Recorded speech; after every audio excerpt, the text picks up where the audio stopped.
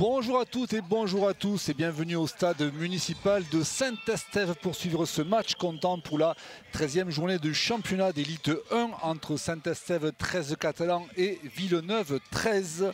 À mes côtés pour suivre ce match, j'ai l'honneur et le privilège d'avoir Roger Palis. Roger, ancien capitaine de Saint-Estève 13, ancien entraîneur de Saint-Estève 13, mais également ancien directeur de l'équipe de France.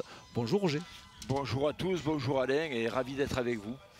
Roger, un match à Saint-Estève, ça a toujours une saveur particulière, particulièrement pour vous qui avez tellement œuvré sur cette pelouse. Mais c'est vrai que le club de Saint-Estève 13 a écrit son histoire, son palmarès sur le rugby français et rugby à l'étranger en Angleterre bien sûr. Et on a su en tant que banlieusard être un peu le club du beau jeu et du rugby à 13 qui existe depuis 90 ans. J'imagine que forcément cette confrontation entre Saint-Estève 13 Catalans face à Villeneuve, ça évoque aussi quelques souvenirs. Ah, ça nous rappelle des beaux souvenirs parce que le club de Villeneuve qui est un club formateur et historique aussi, il y a eu des matchs, je dirais, de qualité, toujours basés sur le jeu, sur l'engagement. Le rugby à 13 est un rugby engagé, mais un rugby d'intelligence et de plaisir. Il est bien vendu ce sport, Roger Palis, merci beaucoup. Donc vous le voyez, le public arrive progressivement ici au stade. En match d'ouverture, sachez que les juniors de la formation locale ont battu Villeneuve sur le score symbolique de 66 à 18. C'était malgré tout une très jolie rencontre, très aérée malgré le score fleuve en faveur des Sankéors. Eh bien on s'attend à une autre confrontation puisque, alors effectivement, quand on regardera tout à l'heure le classement, mais quand on regarde sur le papier, ben voilà, d'ailleurs on a justement le classement sous les yeux, vous le voyez, avec des Catalans pour l'instant entre, on dit mi-figue et mi-raisin en 5e position, et puis Villeneuve 13 qui est avant-dernier, précédant Toulouse, la lanterne rouge, avec, vous le voyez, donc 12 rencontres pour les Villeneuvois, seulement 2 succès pour 10 revers. C'est pas la même aioli côté catalan, puisque les Catalans ont beaucoup plus été performants, notamment avec 7 victoires pour seulement 5 défaites. Roger, donc, alors ça c'est la théorie bien sûr, la pratique c'est dans 10 minutes, mais globalement on peut annoncer que les Catalans aujourd'hui sont dans le costume de favoris. Oui, c'est clair. Bon, de toute façon, ils sont 5e. Pour eux aujourd'hui, la défaite est interdite. Ils ont gagné donc à l'extérieur à Pia, me semble-t-il. Non, ils ont perdu, pardon. Non, le dernier match c'était à Saint-Gaudens. Exactement, Victoire, ils ont gagné à Saint-Gaudens, pardon. Et aujourd'hui, s'ils veulent rester dans les qualifiables, il faut qu'ils gagnent bien sûr à domicile. Pour Villeneuve, notre enjeu, ne pas avoir la dernière place. Un club qui est formateur, il y a beaucoup de jeunes. Et il va falloir qu'ils rivalisent aujourd'hui, ça va pas être facile. Alors le coach de Villeneuve, Constant Villegas, s'est confié par rapport au dernier match des Villeneuvois à domicile à l'Amir Maury, non c'est à Sainte-Livrade ce match-là, face à Limoux, une défaite 12 à 20, donc très honorable côté catalan. Alors il y a une particularité, Roger, c'est que ces deux équipes sont particulièrement jeunes aujourd'hui. Mais très jeunes, bon, je l'ai dit tout à l'heure, Villeneuve est en pleine formation. Des jeunes entre 18 et 22 ans en moyenne. Je pense que les Catalans également, une équipe jeune avec des renforts de qualité qui jouent et qui s'entraînent avec la structure pro. Ils ont bien sûr recruté Mathieu Kedimi qui est un joueur d'expérience et qui a été champion avec Carcassonne. Ça leur amène un plus. Mais c'est vrai qu'il y a une dominante de jeunes et de jeunes joueurs de qualité. Bon, à tous les coups, nous aurons un jeu enthousiaste proposé par les deux formations. C'est dans la culture des deux clubs de proposer un jeu très offensif, bien sûr en respectant les bases qui sont la défense et la conquête du ballon, un petit peu comme en rugby à 15. Alors rappelons-nous, le week-end dernier, donc, les Catalans se sont imposés à Saint-Gaudens chez les Ours des Comminges sur un score de 10 à 28. Et du côté, donc on le répète, des Villeneuvois, c'était une défaite au couteau face à Limoux sur le score de 12 à 20. Voilà la composition des équipes, avec à l'arrière pour l'équipe locale Bruno Castagni, aux ailes Kylian Benavent et Corentin Rey, la paire de centres composée d'Adrien Saliès-Bard et de Mathieu Laguerre, le joueur des Dragons catalans.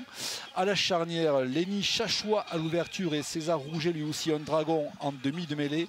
En première ligne, Franck Maria et Lucas Jampi, au talonnage Romain Maris.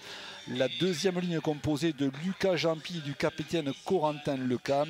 Et pour boucler tout ça en mêlée, deuxième ligne Léo Lyon, et troisième ligne pour boucler la mêlée, Mathieu Kedimi. Le banc de remplaçants sera composé de Romain Humbert, Lohan Castano, Bastien Chimone et Salim Nahal.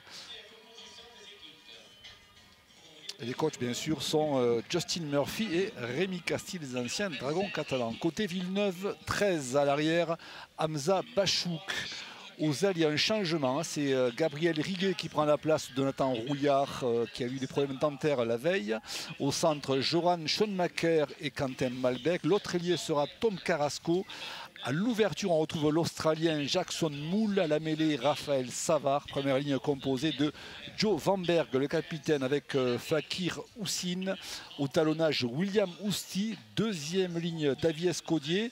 Jules Labéry. Troisième ligne, l'Australien Mitchell Revel.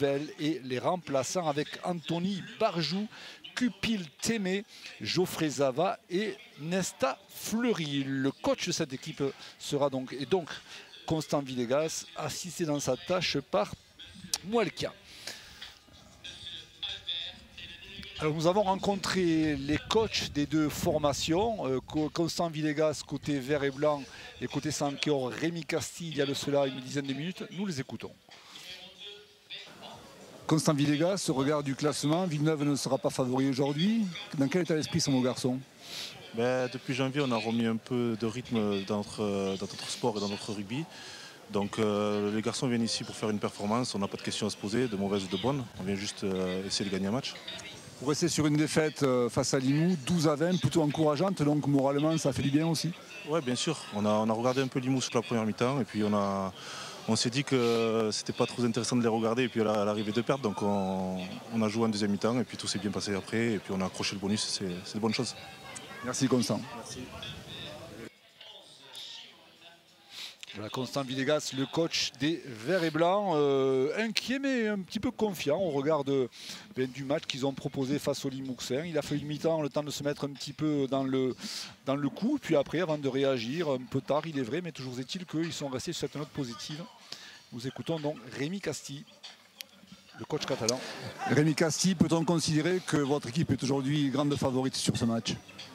Grande favorite, je ne sais pas, on est déjà mieux classé qu'eux, mais ensuite c'est vrai qu'on on sort d'une belle performance à Saint-Gaudens, donc on est assez confiant sur ça, on veut toujours progresser parce qu'il y a eu des choses qui n'étaient pas très bonnes non plus à Saint-Gaudens. On est sur un processus un peu de progression, de match en match, de semaine en semaine pour aller au plus près de ces phases finales qui vont arriver. Et ensuite, je trouve que Villeneuve a quand même bien progressé ces dernières semaines. Ils ont montré beaucoup de valeurs collectives. Ils ont eu un bon recrutement dernièrement. C'est une équipe qui est difficile à battre. Donc il va falloir mettre les bons ingrédients pour s'imposer aujourd'hui. Justement, quelles seront les clés pour remporter cette rencontre? Pour nous, il va falloir qu'on démarre à pied au plancher dès la première minute, ce qui nous fait défaut depuis quelques matchs. Et ça, c'est vraiment l'accent qu'on a mis. On l'a mis dessus. Les joueurs sont au courant. On leur rabâche toute la semaine à l'entraînement, tous les matchs. Il faut qu'on démarre vraiment à pied au plancher. Parce que souvent, on fait des bonnes secondes mi-temps. Mais contre les bonnes équipes, c'est souvent trop tard. Donc, ensuite, c'est l'équipe qui fera le plus discipliné qui aura la grande chance de gagner. Merci coach. Rémi Castille, toujours aussi lucide quant à la capacité de ces joueurs de pouvoir œuvrer face aux Villeneuvois. Roger, les Catalans qui vont évoluer, semble-t-il, avec un léger vent de face. Alors il était prévu de la pluie aujourd'hui finalement. Et puis, écoutez, les conditions semblent réunies pour un match de rugby à 13 et on en est content. Ça va, on avait la crainte qui est de l'eau ce matin, et ce qui nous manque un peu dans le département. Mais bon, ça va, les conditions sont réunies. Et aujourd'hui, les Catalans ont dans l'objectif le fait de faire une entame presque parfaite pour vraiment avoir la même mise. Allez, pour être complet dans ce match, sachez que l'arbitrage sera assuré par Mohamed Driza, assisté d'Aurélien Toreil et de Marc Albert, à la touche bien sûr. Avec ce coup d'envoi donné par Bruno Castagni, l'arrière de cette formation de Saint-Estève, 13 Catalans. Lâchez! Attendez, allez dans l'axe. Les Villeneuvois là, qui ont pour objectif de conserver le cuir, de minimiser la prise de risque dans la zone rouge. Et c'est une deuxième tenue, alors on pratique évidemment le jeu direct. Oui, automatiquement Villeneuve va être en conservation du ballon et les 3-4 premiers tenus sont importants pour ne pas faire de faute. Allez, dans l'axe, Corentin, super. Voilà, on fait jouer les gros qui progressent. Les Villeneuvois qui ont gagné une bonne quinzaine de mètres sur 4 prises de balles. Lâchez. Corentin, dans l'axe. Voilà. Corentin. Pas d'affolement. Ils ont franchi la ligne médiane et très certainement que le jeu au pied Lâchez. va être réalisé par les visiteurs. Voilà qui est fait. 40. Un bon pressing défensif également Jouez. des Catalans qui effectivement ont bien positionné la chaîne de défense. C'est Hamza Bakouche qui a éboté en fond de cours là-bas. Les Catalans qui se relancent depuis leurs 25 mètres pour une première série de tenues. Avec l'ailier Benavan là, qui vient apporter sa contribution au ras du tenu. William. Ok. La défense Villeneuve qui est bien en place, qui monte. Les chasseurs sont un petit peu agressifs sur le coup. Un plaquage haut signalé par Mohamed Driza. Et de fait, une pénalité est accordée au Sankéor. Et on retrouve le plan de jeu, bien sûr, un ailier qui vient prendre le ballon et Salies Bard qui a assuré le deuxième tenu. Allez, Bruno Castagni qui est un petit peu dévissé là dans ce coup de pied. Mais les Catalans qui repartent à l'assaut du camp vert et blanc. Lâchez. Attendez. Go. Le jeu qui s'articule avec désormais Franck Maria, un des leaders de ce paquet d'avant, voilà, qui réussit un offload là, avec deux défenseurs sur le rable. Ils progressent doucement mais sûrement, les gars de Murphy et de Castille. Allez, Mathieu Kedimi qui repique au ras du tenu. Ils sont à 30 mètres désormais, les locaux. Avec derrière évidemment Romain Maris qui articule le jeu. Prise de balle de Mathieu Laguerre, le dragon catalan là, qui vient chercher du temps de jeu pour se proposer très prochainement avec les pros de la Super League.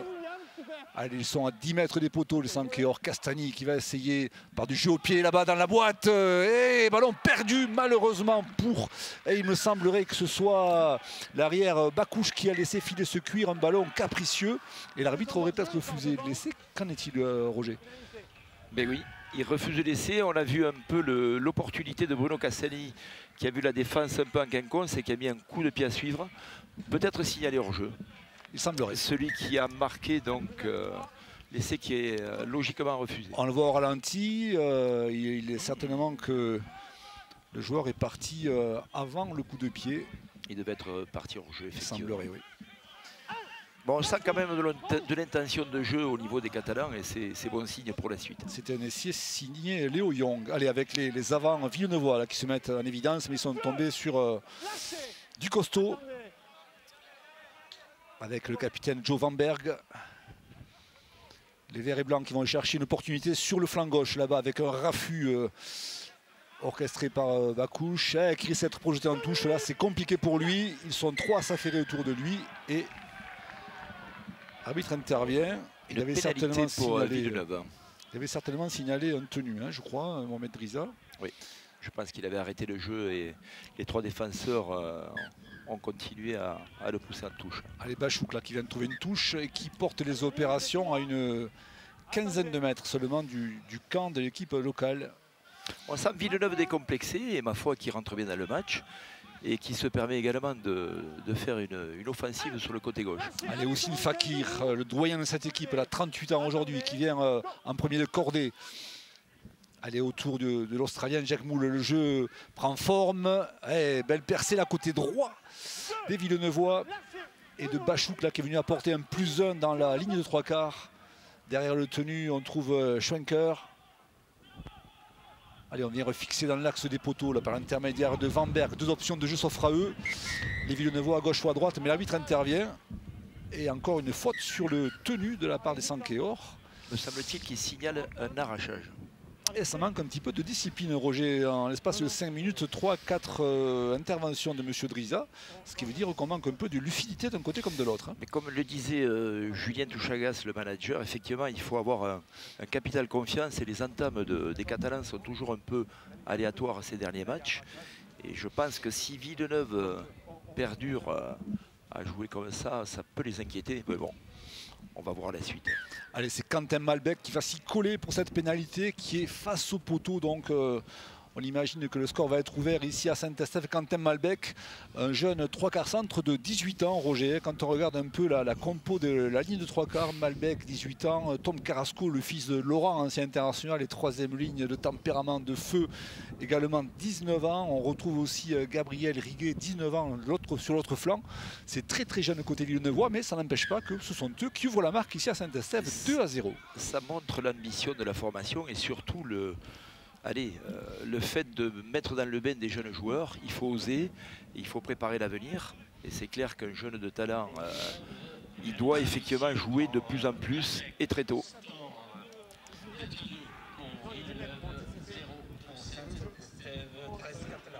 Alors que l'on attend l'essentiel pour jouer au rugby, c'est-à-dire le ballon.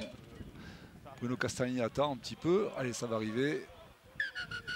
Ça permet à tout le monde de récupérer quelque peu dans ce début de match. Nous jouons depuis désormais 6 minutes ici en Ribéral, à quelques encablures de Perpignan.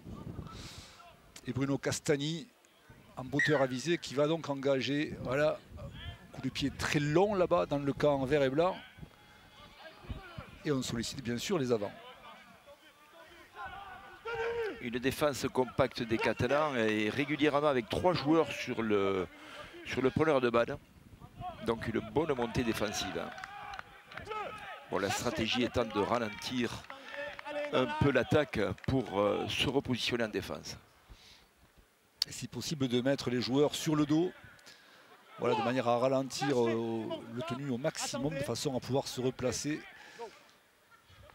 Allez, avec une charge à nouveau d'Houssine Fakir, qui n'est autre que le frère du grand Jamal Fakir, ancienne légende des Dragons catalans. Et qui joue à Villeneuve depuis pas mal de temps. Hein. Ah oui, très exactement. Je crois que c'est Il sa a été 20e très fidèle saison. au club depuis des années. C'est sa 20e saison aussi, une Fakir sous le maillot villeneuvois. On pourra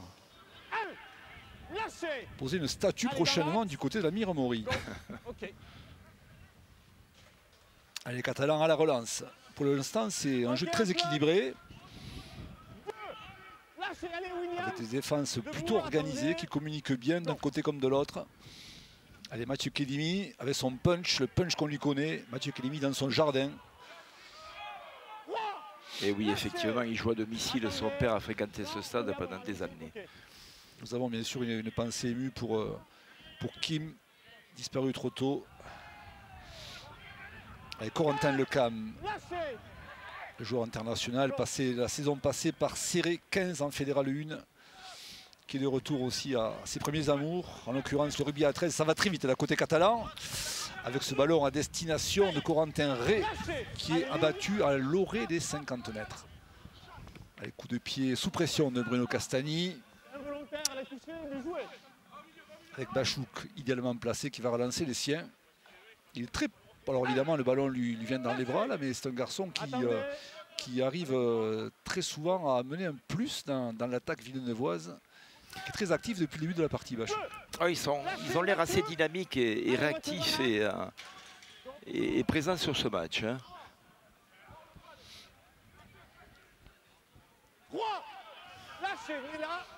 Les Villeneuvois qui sont quasiment sur les 50 mètres. Allez, on avance avec les avants.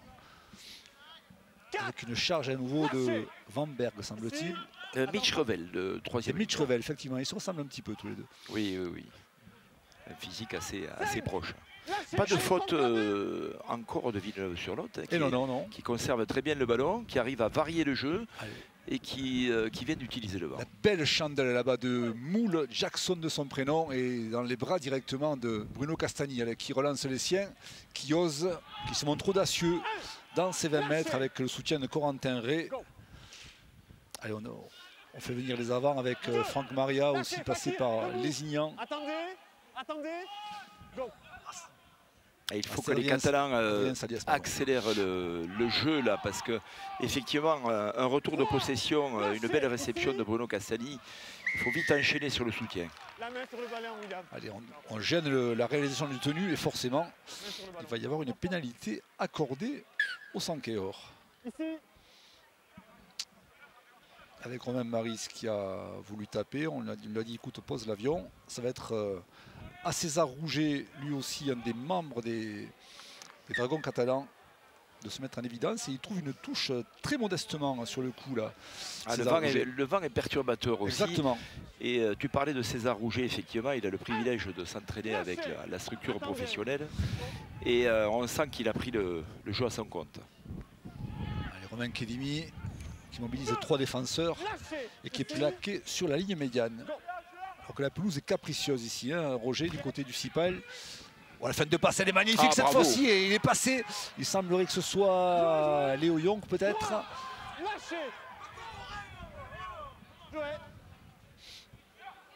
Le jeu rebondit côté droit. César Rouget qui prend l'intervalle, qui mord et qui arrive à effacer un adversaire pour marquer cet essai quasiment au pied des poteaux. Mais alors quel travail de sape particulièrement bien fait de son coéquipier en amont. On va identifier le joueur sur le ralenti. Il me semble que c'est Chachoua le numéro 6. Il semblerait que ce soit Chachoua. Il joue à la charnière avec César. Voilà, avec Castagny qui délivre ce ballon là pour César Rouget là, qui vient s'arracher irrésistiblement et pour inscrire cet essai qui permet aux Catalans eh bien, de passer devant au tableau de marque 4-2 désormais. Après 10 minutes de jeu, voilà, on voit toute la rage et la détermination de César Rouget qui vient ponctuer au bon endroit. Des Catalans face souvent, mais qui démontre sur cet essai-là leur appétit offensif. On peut noter le retour de Bruno Castagny également au sein de l'effectif, puisqu'il avait quitté les Catalans pendant une saison.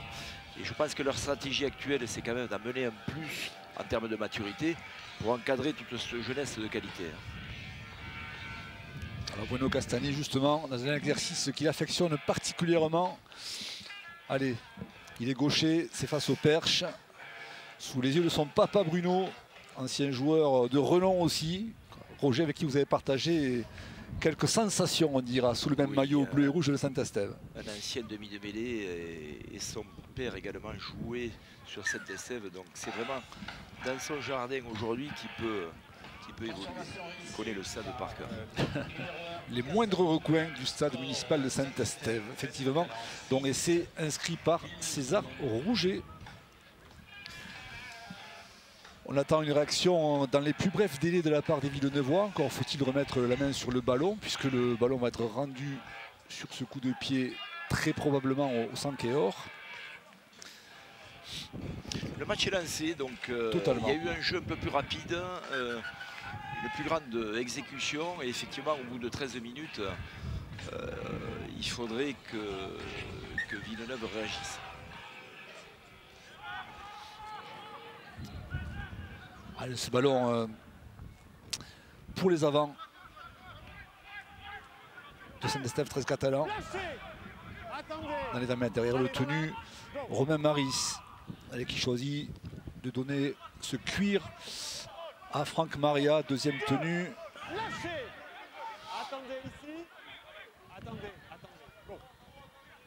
Cette fois-ci, on renverse côté droit. Et c'est bien d'apporter une fixation au milieu du terrain pour avoir un double choix gauche et droite et qui peut permettre, je dirais, à la défense d'être un peu plus dans l'inquiétude. Elle est Rouget à la manœuvre, Rouget avec Castagny. Avec Mathieu Laguerre qui progresse quelque peu, mais la défense veille au grain du côté de Villeneuve. Corentin Lecam qui vient refixer les verts et blancs.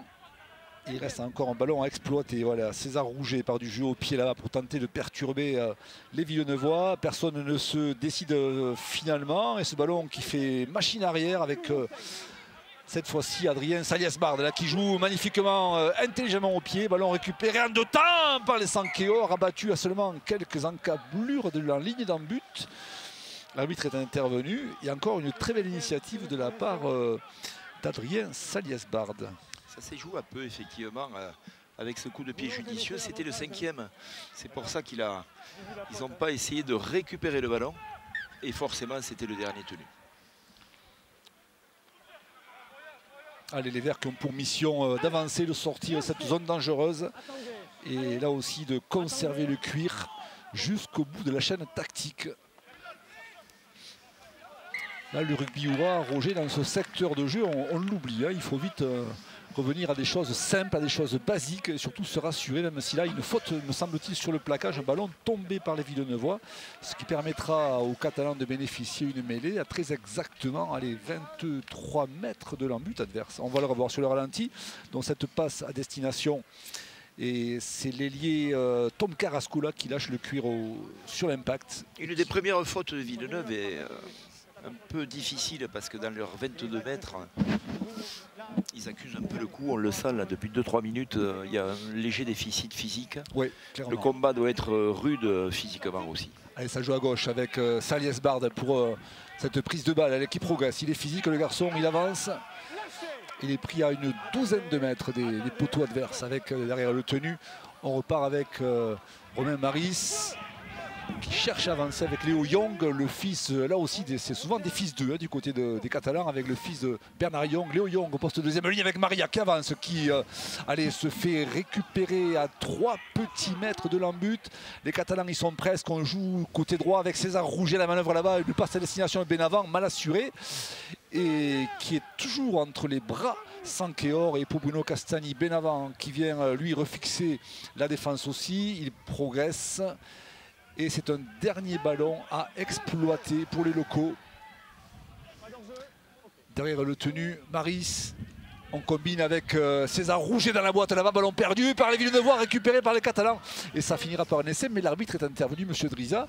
C'est aperçu qu'il y avait un petit litige là, Roger. Que s'est-il passé?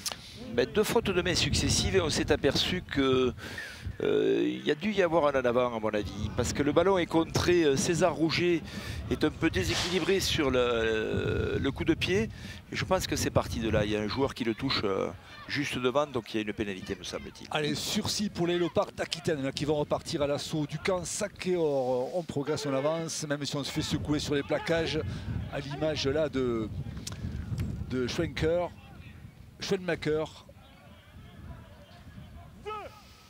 On voit que le vent vient perturber le jeu aussi, les prises de balles sont difficiles et la fatigue aidant. Alors, chers téléspectateurs, si vous prenez ce match en cours, sachez que c'est Villeneuve-sur-Lot qui avait ouvert la marque sur une pénalité. Et puis, dans la foulée, les Catalans ont bien réagi par un essai plein de rage de César Rouget qui est venu ponctuer au pied des poteaux. Voilà pourquoi ce score est désormais porté à 6-2 après la transformation, bien sûr, de l'arrière catalan Bruno Castagni, alors qu'on joue au pied stratégiquement chez les Villeneuvois. Et la touche est trouvée à seulement 2 mètres de la ligne d'en but. Ça soit bien sorti parce qu'ils avaient une balle pour l'adversaire donc dans leur camp, et ils le récupèrent au bout de 2-3 tenues avec une pénalité, et on les retrouve, écoutez, en même pas 30 secondes dans le camp adverse. Ouais, belle réaction, hein, beau sursaut d'orgueil de la part des Villeneuvois, très organisés dans leur secteur offensif. Alors ils ont craqué défensivement sur ce jaillissement de César Rouget, mais pour l'instant, ils proposent un jeu très équilibré qui épouse toutes les formes, on dira, Roger. Score équitable au bout de 18 minutes de jeu, être à 6-2 avec un club classé 9e, bon, voilà, ils viennent avec des intentions et ils ont envie de se prouver qu'ils méritent un meilleur niveau. Allez, Maris à droite avec Maria. Et les Catalans qui cherchent à progresser, sortir de leurs 30 mètres. Défense très organisée, répétons-le, du côté des Verts et Blancs.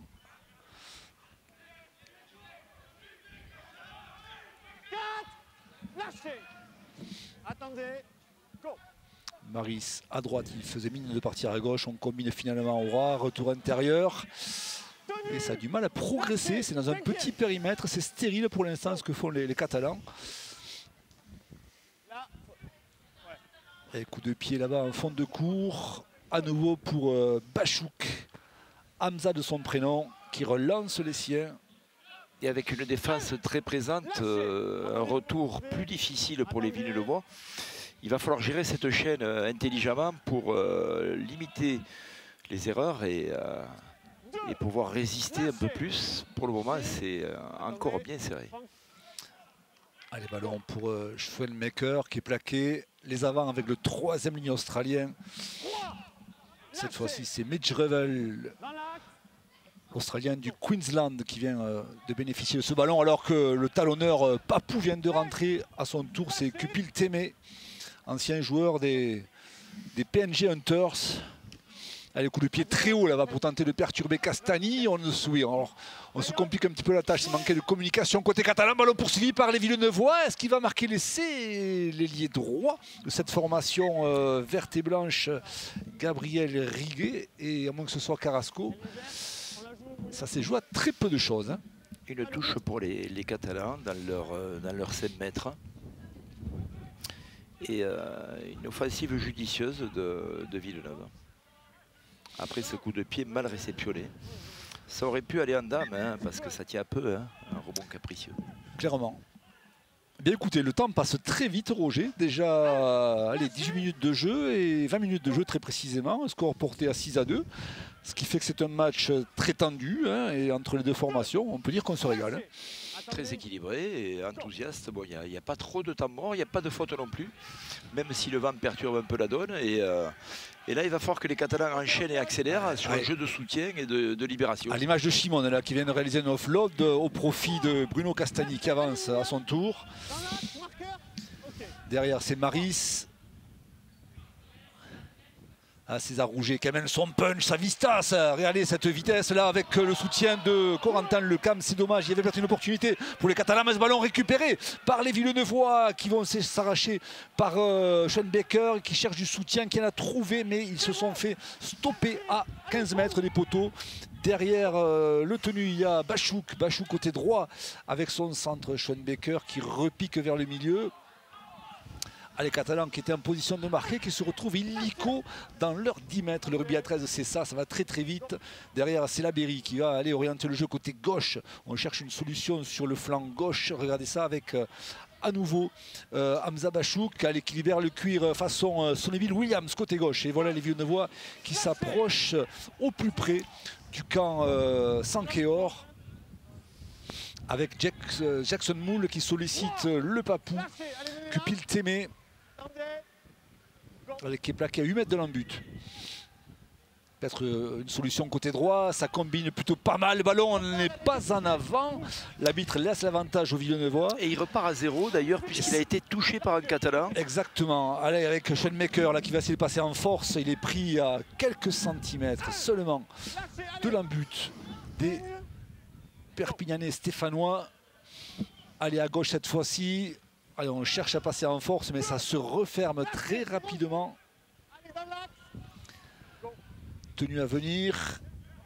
Et là, pour l'instant, c'est un petit peu poussif avec Joe Van Berg qui est plaqué, le capitaine qui joue le tenue rapidement. C'est peut-être l'occasion pour Rousti de s'échapper. Ballon cafouillé, récupéré par Rousti. A-t-il inscrit l'essai? Non. Allez, plus que quelques millimètres pour les verts et blancs. Une fin de passe du pilier Joe Van Berg. Et l'arbitre intervient. C'était le dernier tenu, semble-t-il. Allez, dernière possession de balle pour les verts et blancs. Rousti côté gauche. Ce jeu au pied de Bachouk et finalement les Catalans qui s'en sortent bien, mais ils étaient carrément sous pression. Les sous pression, mais c'est dommage parce que Villeneuve a insisté 3 ou 4 tenues en voulant marquer au ras des poteaux et c'était pas forcément un choix judicieux puisque la défense est quand même très présente. Attention au contre là. Hein. C'est un ping-pong incessant, hein. Regardez ce jeu qui n'arrête pas. Ce sont des jeunes joueurs, mais alors ils annoncent sous la semelle d'un côté comme de l'autre, à l'image de Bastien Chimon, le pilier Sankeor. Avec Corentin Lecam qui amène toute sa force de pénétration, là, qui mobilise 3 défenseurs. Alors le but sur Corentin Lecam, c'est de lui venir couper ces grands segments, hein, parce qu'il libère souvent les ballons après contact. Et je crois qu'il y a une fixation sur lui à ce niveau-là. Parce qu'il peut être très dangereux. Ah, il est difficile à défendre et au contraire à utiliser, je dirais, en attaque. Parce qu'avec un jeu de soutien efficace, vu sa grandeur et la libération des bras et du ballon, bien sûr. Hein. Allez, les Villeneuvois qui vont s'approcher des 30 mètres par l'intermédiaire de Tom Carrasco, lui aussi qui est très actif dans ce début de match. Derrière le tenu. On revient par les avants et par, en l'occurrence, Cupil Témé qui avance sur chaque prise de balle. Alors lui, c'est des courses rectilignes, il ne se pose pas trop de questions, mais ça progresse, c'est efficace, ça met l'équipe dans le sens de la marche. Et en plus, il joue ses tenues très très vite aussi.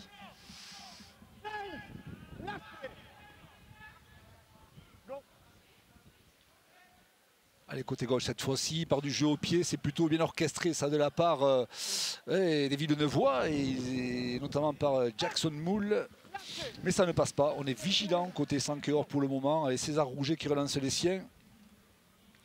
Et bien sûr, sur une nouvelle chaîne tactique, ce sont souvent, dans ce cas de figure, sur une situation de repli, ce sont les ailiers qui viennent faire le boulot. Avec cette fois-ci Mathieu Laguerre qui avance comme il peut.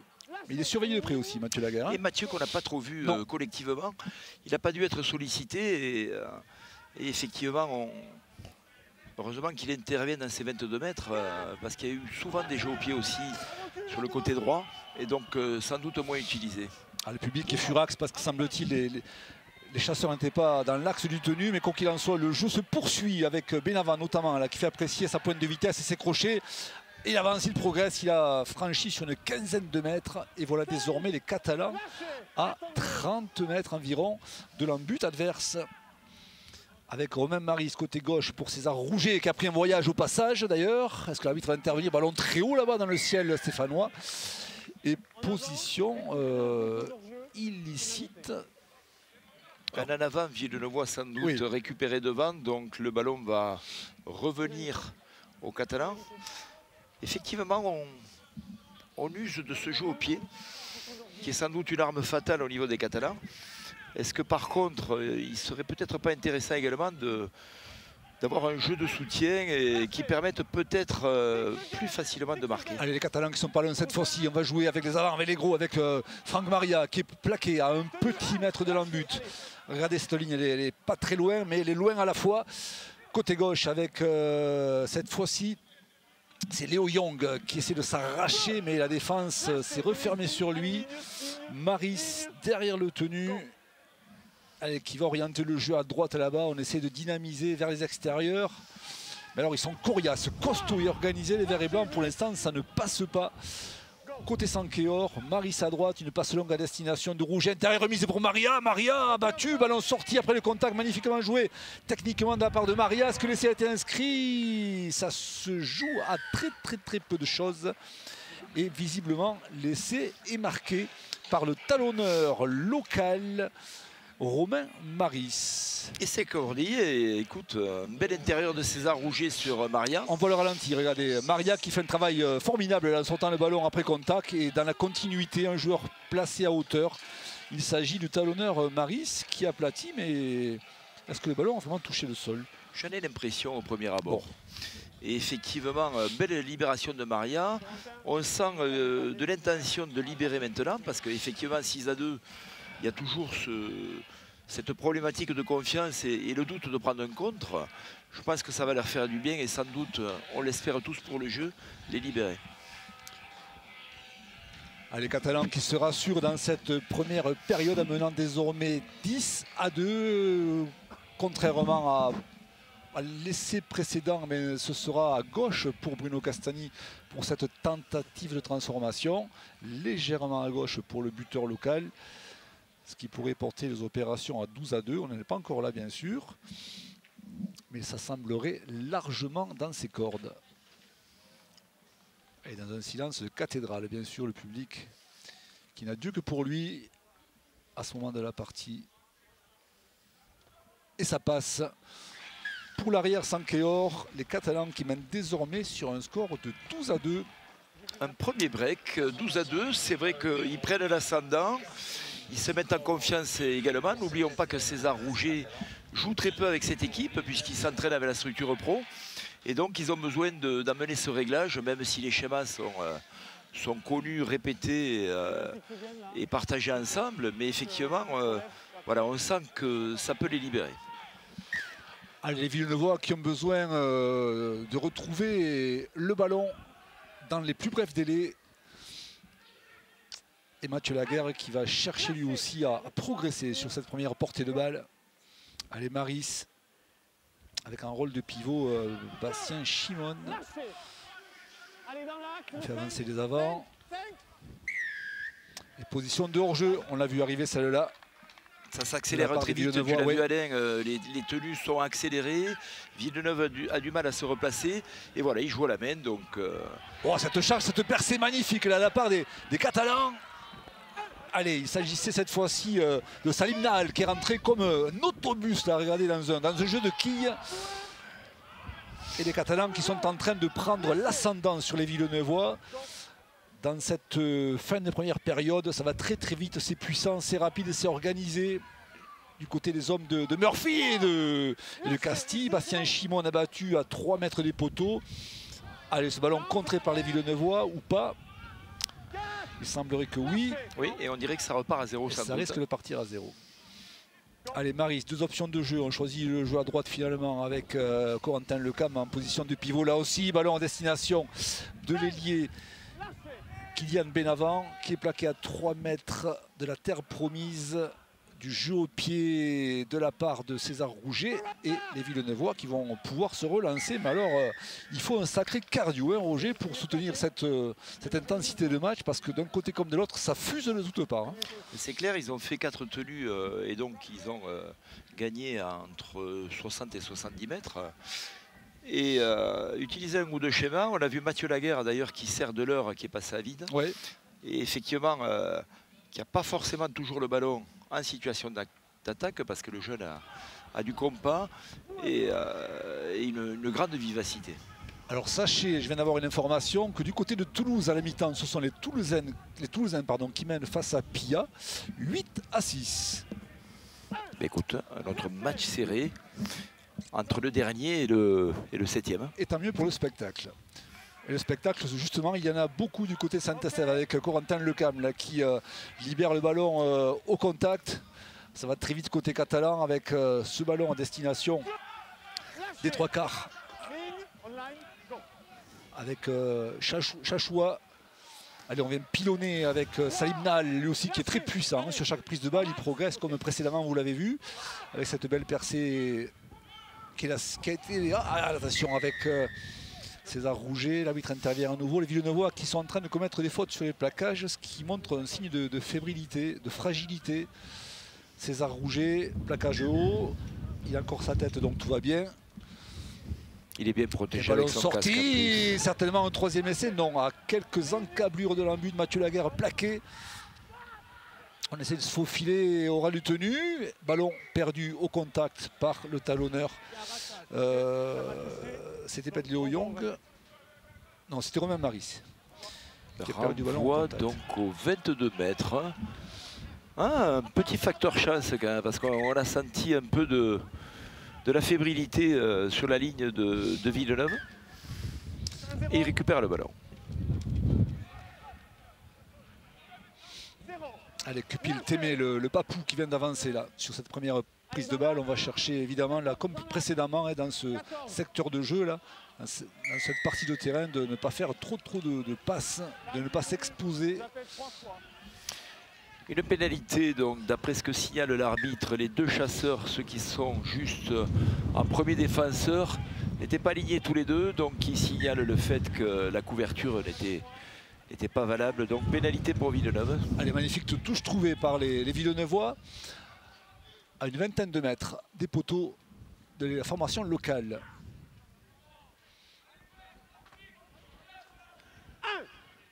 C'est Jules Labéry qui est allé au contact pour la première fois dans cette chaîne tactique.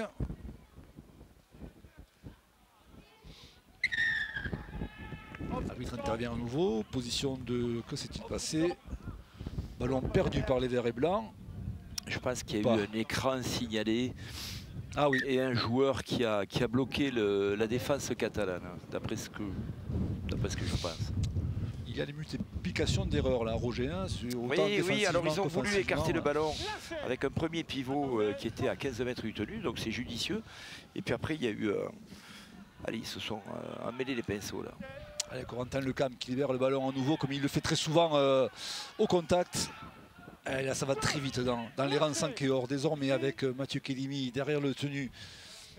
Allez, qui ouvre à gauche là-bas, avec Saliès Bard, qui lui aussi a cherché à passer les bras au profit de Corentin Rey, mais il a été plaqué. Les Catalans qui emballent cette fin de première mi-temps. Oui, c'est drôlement plus dynamique maintenant. Hein. Oui. On les sent en soutien. Corentin Lecam qui a libéré 2-3 ballons successivement hein, en l'espace de 5-10 minutes. Et on enchaîne autour de lui. Allez, Chimone.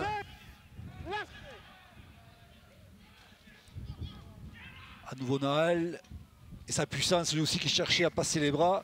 Ah, et cette volonté de libérer le cuir après contact, Roger, c'est... Techniquement, c'est parfaitement orchestré, même si ça ne marche pas à tous les coups, mais c'est ça la continuité du jeu. On voit que c'est travaillé, et en plus, on sent que c'est un impact player. Il est très dynamique à la prise de balle, il joue très vite son tenue, et il a toujours, je dirais, le principe d'essayer de faire vivre ce ballon.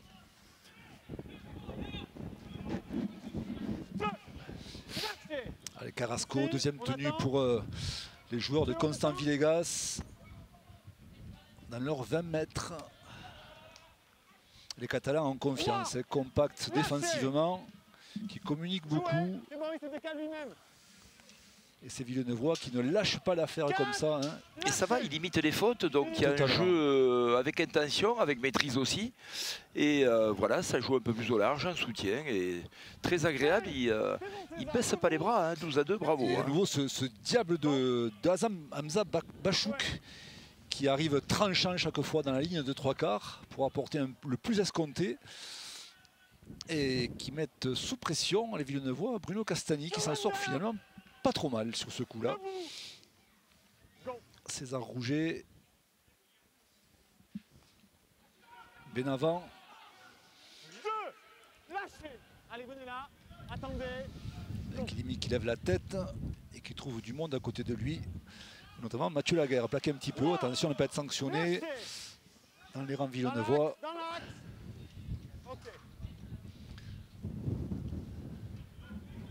Ils restent sur leur plan de jeu, hein, pas de faute, maîtrise, fixation.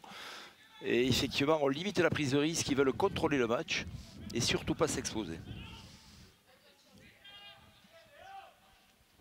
Léo Young qui avance là. 5. Identifiable avec son casque bleu. Et ce long coup de pied là-bas de César Rouget avec le vent en face. Ballon récupéré par les mine-ouvertures locales Lenny Chachoua. Mais l'arbitre est intervenu parce qu'il semblerait qu'un joueur soit parti avant le coup de pied.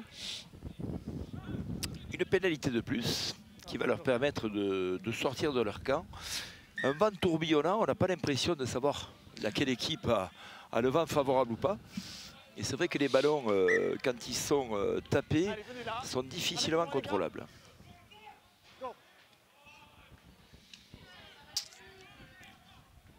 Allez, prise de balle de Jules Labéry, le deuxième ligne de Villeneuve, là, qui porte le jeu à 40 mètres des poteaux de l'équipe locale. On cherche à s'extirper de la défense comme on peut du côté villeneuvois. Autant sur les extérieurs qu'au ras du tenu, mais pour l'instant les Catalans sont hermétiques défensivement. Ah, c'est un bloc qui réagit bien, qui n'a pris que 2 points sur 38 minutes de jeu. Je pense que l'objectif est atteint. Se passe trop à destination de Bachouk, ce qui permet aux Catalans de respirer un petit peu, de bénéficier d'une mêlée dans leur zone rouge. Alors que nous approchons doucement mais sûrement de la pause, Roger, c'est passé très vite et il peut se passer encore, vous savez bien qu'en rugby à 13, en 1 minute, il y a des choses qui peuvent se passer, donc on va être très attentif à la suite de cette première période. Ah, une chaîne de jeu dure à peu près 1 minute 10, donc effectivement, ils ont 5 chances de marquer sur cette chaîne de jeu. Et sachez qu'en cours de deuxième période, pour l'instant, la nouvelle est tombée, Toulouse mène face à Pilla 20-6.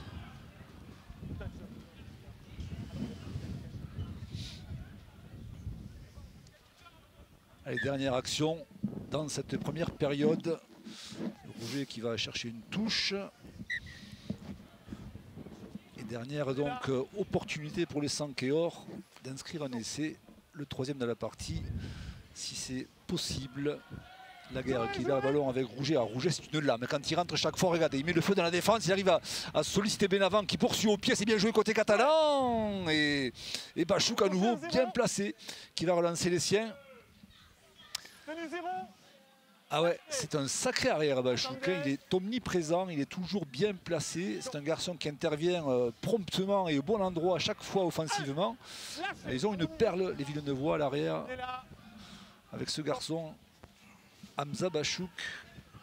Ah, qui a assuré une belle couverture. Hein. Et qui les sauve puisqu'on arrive, comme tu le disais, proche de la mi-temps. Effectivement, le temps est même dépassé. Allez, ici.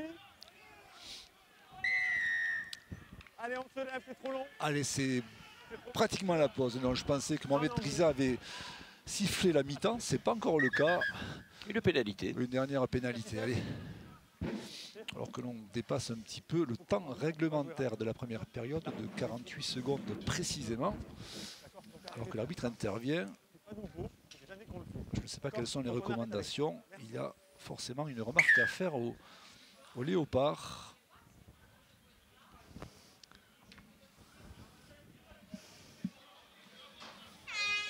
Allez, cette fois-ci, allez, dernière action, dernier ballon.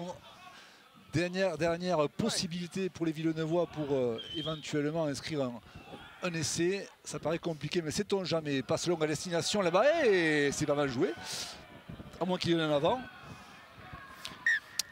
Mais cette fois-ci, c'est bel et bien la fin de la première période. Alors Roger, si on doit faire la synthèse de ce qu'on a pu voir, eh bien écoutez, non seulement on a vu un rugby, alors je vous laisse faire bien sûr, mais je vous dirais juste que j'ai pris beaucoup de plaisir, j'imagine que vous aussi.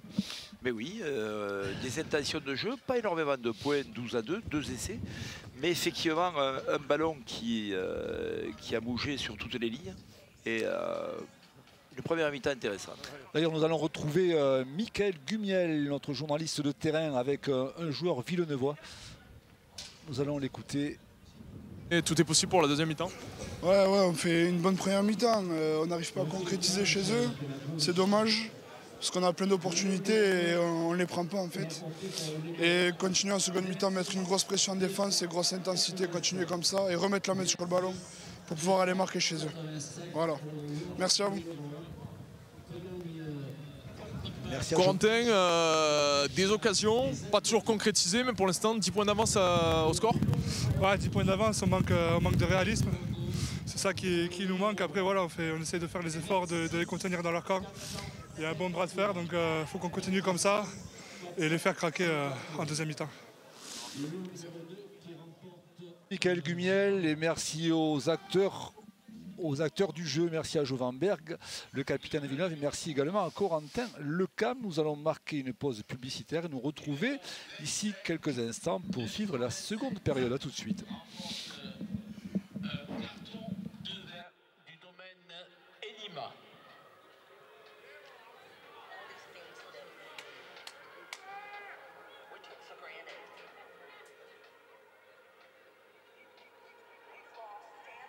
Je répète les numéros gagnants. Pour le lot numéro 1, c'est le 26 287. Pour le lot numéro 2, c'est le 26 451. Et pour le lot numéro 3, c'est les numéros 25 925. Les lots sont à retirer à la buvette située au-dessous de la tribune.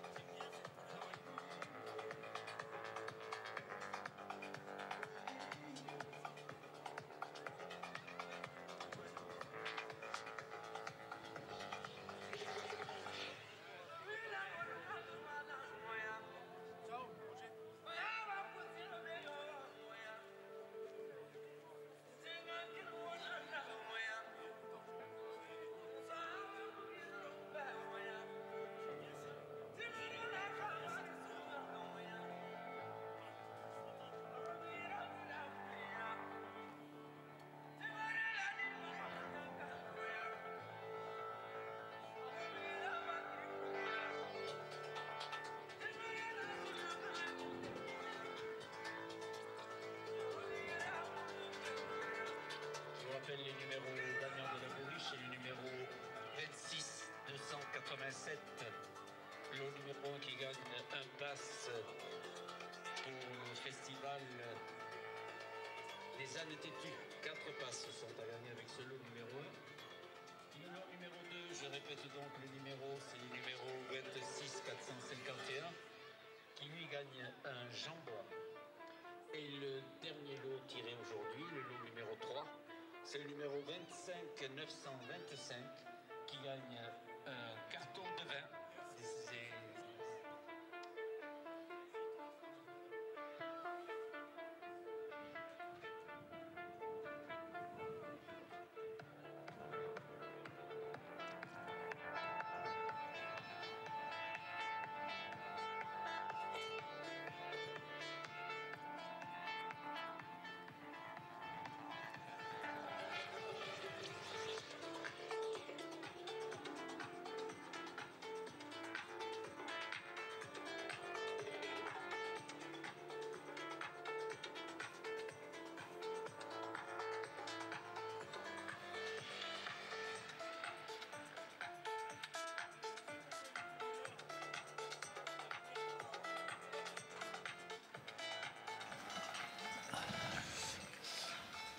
Nous sommes de retour à Saint-Estève pour suivre ce match entre Saint-Estève 13 Catalans et Villeneuve sur le haut. Vous voyez le score à la mi-temps porté à 12-2 pour les Sankéors face aux Villeneuvois. 2 essais inscrits par Rouget et Maris contre une pénalité pour les Villeneuvois. Alors que l'on revoit les meilleurs moments de cette première période avec des Catalans qui ont été dominateurs territorialement et qui ont finalement, Roger, mené à la pause de la façon la plus naturelle et logique du monde. Hein. Oui, effectivement, ils ont marqué 2 essais. Ils ont peut-être abusé du jeu au pied. Ça leur a un peu réussi. Et peut-être qu'avec le jeu au large, il y aurait eu peut-être de meilleures intentions. Mais 12-2, c'est très intéressant. Et puis on vient de voir le jaillissement là, de César Rouget, le joueur des Dragons catalans, là, qui est venu apporter toute son expérience à cette équipe Sankéor. Avec cet essai de justesse évité pour les Sankéor après cette option qui était proposée à l'ailier Tom Carrasco. Cet essai inscrit par Maris est transformé par Bruno Castagni. La dernière action du match côté Villeneuve avec beaucoup d'intention de jeu.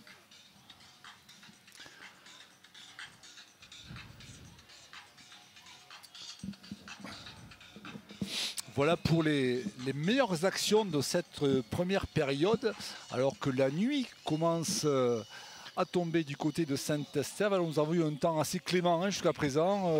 La pluie avait été annoncée sur les Pyrénées-Orientales. Finalement, de la pluie, c'était 4 gouttes. Et puis la tramontane, comme à son habitude, s'est levée. Elle était dans le dos des Villeneuvois en première période. Il était tourbillonnant ce vent, Roger, par la suite. Et là, on a l'impression que ce sont les Catalans qui vont bénéficier dans cette seconde période. Oui, effectivement. Villeneuve, on l'a vu, le vent tourbillonne et va sur le côté droit. Donc je pense qu'ils vont être un peu plus acculés dans leur camp.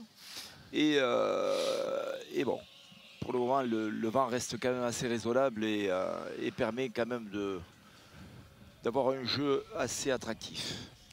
Les Villeneuvois qui sont de retour sur la pelouse. Alors pour faire un petit retour dans l'histoire, Roger, vous qui connaissez très bien l'Académie de Villeneuve, hein, Villeneuve qui est une légende du rugby à 13 en France. Sachez, alors pour ceux qui ne le savaient pas, que Villeneuve-sur-Lot est quand même la 3e équipe la plus titrée en France, après Carcassonne et le 13 catalan. Alors ils ont remporté 9 fois le titre national, mais ils ont également remporté 9 fois la Coupe de France. Donc on peut dire que c'est une référence dans l'Hexagone. Hein. Une équipe réputée, une équipe qui a élevé des joueurs de qualité. On va penser à Fabien de Vichy, David Despin sur les années 90, des joueurs brillants. Et ensuite, bien sûr, les Rinaldi et consorts qui ont alimenté le rugby catalan. Vous en voulez des légendes du côté de Villeneuve, il n'en manque pas. On parle Allez, ces dernières années, les Fressinous, les Rinaldi, les Tutard, les Rabot, les Vouves, les Gagliaso, on en oublie tellement, les David Despin, les Vergnol, on peut vous en livrer des wagons si vous voulez. La liste est longue. Pour l'instant, ce qui nous intéresse, ce sont ces petits jeunes de Villeneuve, ces petits jeunes de la réserve des Dragons catalans. Ce sont les deux équipes les plus jeunes de la compétition et ça, c'est bien de le souligner. Allez, ils repartent les 5 or avec autant de panache sur un air de carnaval comme en première période. Et ils vont certainement franchir la ligne médiane. Voilà qui est fait avec Kedemi derrière le tenu. Et on amène autant de gaz dans cette charge dévastatrice, en l'occurrence de Léo Young, sous les yeux de son papa, qui est en tribune. On l'a vu, le grand Bernard. Et Léo Young qui vient provoquer les Villeneuvois, qui permet aux siens de bénéficier d'une pénalité. Voilà Bruno Castagni qui trouve une touche à quelques encablures de l'embut. Mathieu Kedemi a été repositionné au talonnage. Oui, après avoir été en troisième ligne. Une intention différente peut-être. Allez, un ballon pour Luan Castano, lui aussi qui fait partie du squad des Dragons catalans. Un troisième ligne en devenir. Castano, première portée de balle dans cette série de tenues. Avec la puissance à nouveau de Salim Nahal. Il faut 3 adversaires pour venir le récupérer. Mais finalement, bien regardez, sa puissance dévastatrice a fini par payer puisqu'il a marqué ce 3e essai pour ses couleurs. C'est un garçon, il ne faut pas l'attendre, sinon on est sûr de partir avec. Et là, c'est ce qu'ont fait les Villeneuvois. Ça manquait un petit peu d'intention pour aller le chercher au plus vite et à la sortie. Voilà, regardez, c'est un véritable cubain, lancé à toute berzingue. Ça fait mouche et ça permet aux siens de prendre le large dans cette seconde période. Il est content, il peut l'être. Regardez, boum, allez, on embarque tout le monde. Il a des appuis terribles et il s'arrache irrésistiblement pour marquer ce 3e essai. Chapeau Nahal, et voilà le score qui est porté désormais à 16-2 en faveur des Catalans. Le premier break est fait, 12-2, c'était déjà assez significatif. Inscrire un essai en 2-3 minutes, c'est révélateur. Mais effectivement, cet impact player là est très dynamique au contact et il vient de faire une différence très positive. Allez, les Villeneuvois cueillis à froid dans ce début de seconde période et Bruno Castagni dans un fauteuil qui aggrave la marque ici. 18 pour les Catalans de Saint-Estève, 13 Catalans, 2 toujours pour cette équipe de Villeneuve en difficulté dans cette seconde période, mais qui n'en doutons pas vont chercher à rebondir au plus vite. Et là, il va falloir, tant que possible, botter très loin là-bas pour essayer de contenir les Catalans dans leur zone rouge.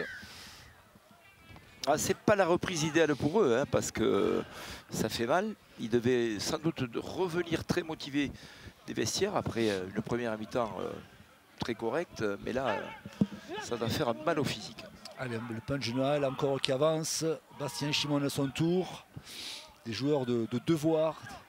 Des piliers besogneux. Allez, magnifique offload de la part du Salanquais là, qui permet aux siens d'avancer, de progresser et de porter le jeu à 45 mètres des poteaux. Est-ce qu'il a lâché le ballon? Luan Castano, alors on l'aurait peut-être gêné ou pas. Toujours est-il que le ballon a été perdu. Et l'arbitre intervient alors que la tramontane vient de se lever très fort ici du côté de Saint-Estève. Vous l'entendez certainement. Et puis il manque tellement de pelouse que la terre se soulève, vous l'avez vu. Et donc Castano qui vient de faire un en avant, qui a été signalé par l'arbitre. Mêlé donc introduction Villeneuve sur l'autre. Qui a effectivement le vent dans le dos. Forcément mieux pour jouer en attaque, mais plus difficile pour le jeu au pied. Pour le jeu au pied. Oui, clairement. Allez, première portée de balle dans cette chaîne tactique pour Duran Schoenmaker. Et les Villeneuvois qui s'approchent des 40 mètres des Sankeor.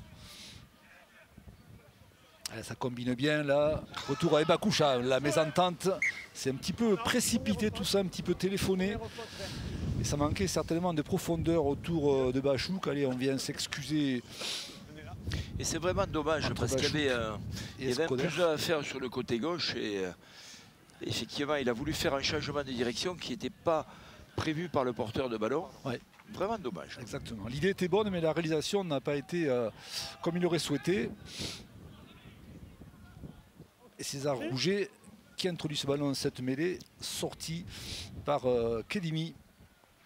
Mathieu de son prénom, le frère de Romain qui est suspendu, rappelons-le, après le match face à Pia, après une altercation musclée avec Zone Thierry. Donc 3 matchs de suspension pour le Pianin et pour le joueur de Saint-Estèphe 13 catalan. Et il n'y a pas d'en avant peut-être là sur l'impact, non. On ne dit rien, ça joue, ça profite aux Stéphanois et Perpignanais qui progressent. Là, il y a un travail de sape des avants là, qui est assez remarquable. Oui, ça avance très très bien. Et Castano pour Rouget, Rouget pour Corentin Lecam qui cherche du soutien, personne ne se propose à hauteur, c'est dommage, il arrive à malgré tout libérer le ballon, ça renverse très vite, Chimon qui prend le trou, sur un pas, c'est magnifiquement orchestré, quel bel essai, le plus bel essai de la partie pour les 5 or inscrits par Saliès Bard. Roger, on a vu vraiment de tout dans cette action, avec notamment des passes après contact, des passes sur un pas, des passes exécutées dans la précipitation avec justesse.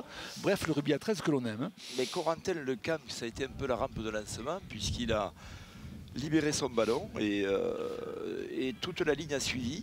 Un jeu de soutien, un jeu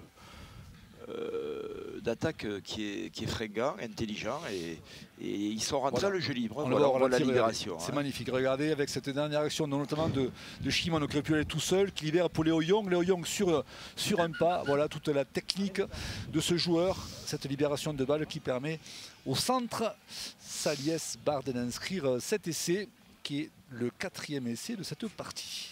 Oh, c'est appréciable parce que effectivement le jeu du rugby à 13 est un jeu de stratégie, un jeu qui est écrit, mais n'oublions pas quand même que la philosophie d'un jeu, c'est de rentrer dans un jeu libre et ensuite de sortir du schéma et de pouvoir enchaîner avec du soutien et naturellement de la qualité du rugby que tout le monde aime précisément. Alors je ne sais pas s'il nous écoute, mais un certain Jacques Jordan aurait apprécié vos propos. Le jeu libre, le jeu libre, le jeu libre.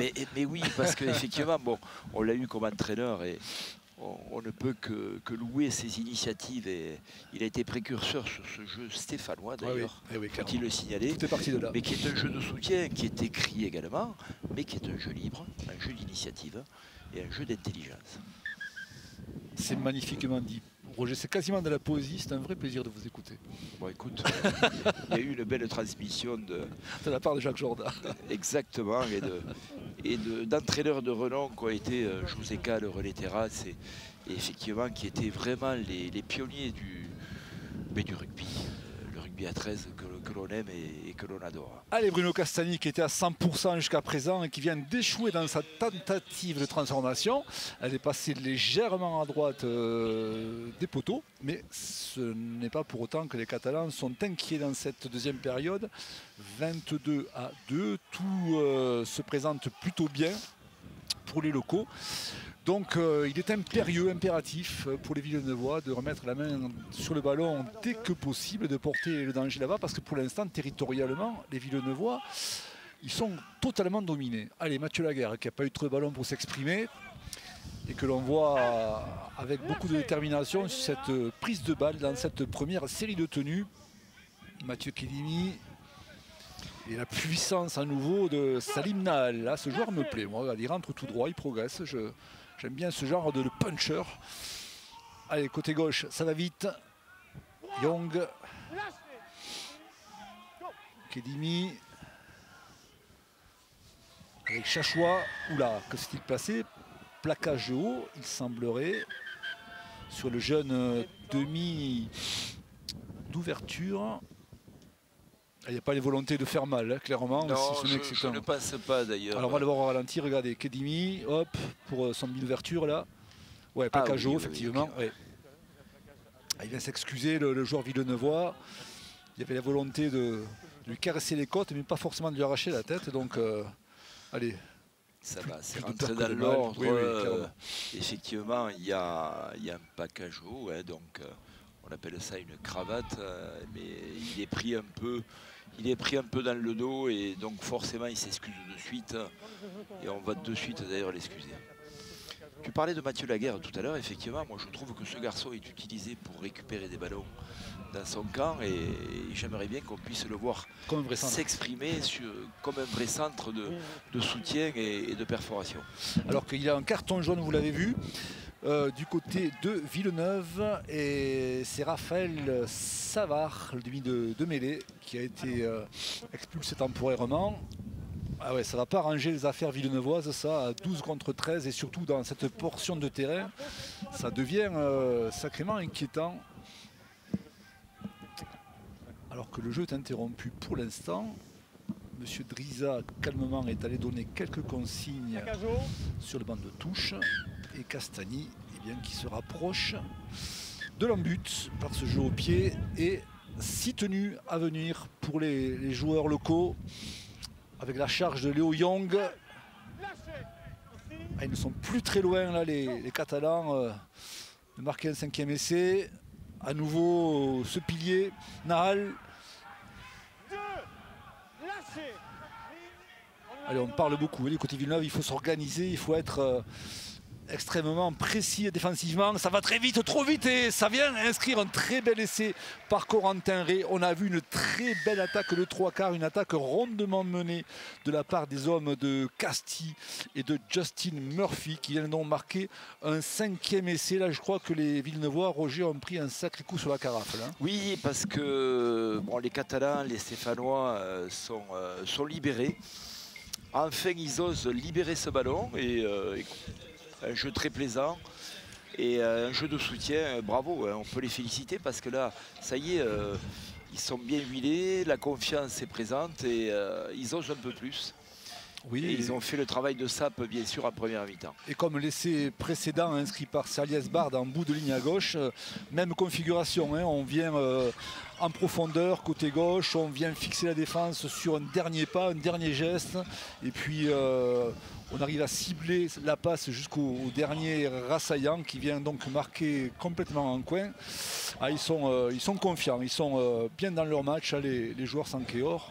Ça se reflète au tableau de marque, 26 désormais à 2. Ça fait très lourd pour les Villeneuvois qui sont venus avec beaucoup d'intention mais qui n'ont pas évidemment encore signé leur arrêt de mort. On verra bien ce qui va être proposé dans cette fin de seconde période. Et c'est mal parti parce qu'effectivement il reste 28 minutes. Ah, et ça passe pour Castagni. Ça risque d'être long pour eux. Et effectivement, il va falloir se remettre dans une défense organisée, une défense sérieuse et bloquer le porteur du ballon. C'est sans doute leur premier problème.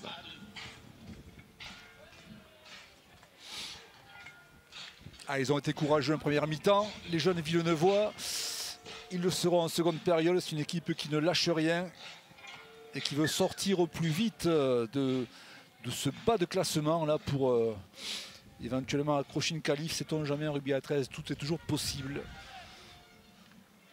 Mais là, le travail de sape des avants là est très important et très intéressant du côté de Sankeor. Après Nahal Shimon, on avance à nouveau. Effectivement, Mathieu Laguerre que l'on utilise presque comme un avant. Non, ça c'est oui, c'est Mathieu Laguerre, effectivement. C'est Mathieu Laguerre. C'est étonnant cette façon de le faire jouer. Un schéma qui est calqué sur pas mal d'équipes. Utiliser l'ailier et le centre en première fixation. Regardez les tenues qui sont rapidement jouées. En l'espace de 3 tenues, les Catalans ont progressé de 45 mètres exactement. Ça va très vite. Et ce côté gauche qui est magnifiquement à chaque fois exploité. Oh, ça va très vite avec Castano. Allez, Castano qui est plaqué dans l'axe des poteaux, qui libère le ballon après contact, il n'y a pas d'en avant, clairement. Ça va très vite avec Kedimi, ça relance à gauche, et prise d'intervalle. Et alors là, bonsoir tout le monde, et c'est signé Léo Young, un essai, le 6e de cette partie pour les Perpignanais. La feinte de passe, il a endormi tout le monde, et puis voilà, ça finit sous les perches. Ah là, ça devient vraiment très compliqué pour les Villeneuvois qui n'ont pas trop vu la couleur du ballon depuis le début de la seconde période. Non, et en plus, le jeu est toujours sur un rythme soutenu au niveau des Catalans. Et Villeneuve a du mal à se mettre au niveau. Et on le voit, les interstices qui sont devenus des intervalles, hein, c'est quasiment des boulevards. À la feinte de passe, on communique moins, on monte moins. Il y a beaucoup plus d'espace défensivement. Et puis forcément, les Catalans s'y engouffrent avec beaucoup d'appétit, à l'image de Léo Young, qui marque donc le 7e essai pour les siens et le 4e dans cette seconde période, après désormais 25 minutes, non, un petit quart d'heure de jeu seulement. Donc l'addition risque d'être lourde. Compliqué pour les Léopards, qui sont griffés par cette équipe de Justin Murphy et de Rémi Castille. Ce côté gauche ressort à plusieurs moments. Et effectivement, c'est le côté opposé, dans le côté gauche, où c'est que Bruno Castagni intervient très souvent dans la ligne et va créer ce +1. Et forcément, ce jeu de soutien, bravo. Hein, ils insistent lourdement sur ce côté gauche, qui est sans doute pour Villeneuve leur point faible en défense. Ouais, bien vu de la part des coachs. On appelle ça de l'intelligence tactique, ni plus ni moins. Mais quand on s'appelle Justin Murphy et Rémi Castille, le rugby à 13, on le connaît. Donc un seul coup d'œil, on sait où il faut aller œuvrer. Et les Catalans qui mènent 34-2. Alors qu'en toute fin de match, selon l'information que j'ai reçue, Pia, qui perdait 20-6 à Toulouse, menait quasiment en fin de match 18-20. Match serré. Ah, là aussi, hein. Un championnat intéressant et relevé. Exactement. Ce championnat Ligue 1 qui est trop méconnu à mon sens, et heureusement que nous avons la possibilité de pouvoir retransmettre ces images-là, parce que ce sport spectaculaire, cette compétition est très relevée, quoi qu'en disent certains. Ah, ça arrive de très loin, ça arrive puissamment et ça progresse. Et ils maintiennent le rythme, donc ça ne baisse pas d'intensité.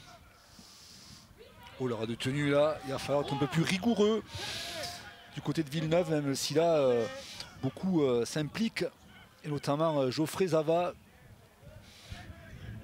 Ah, ils n'ont pas vu le jour dans cette seconde période. Pour l'instant, les Villeneuvois et les Catalans qui avancent sans cesse. Kedimi derrière le tenu.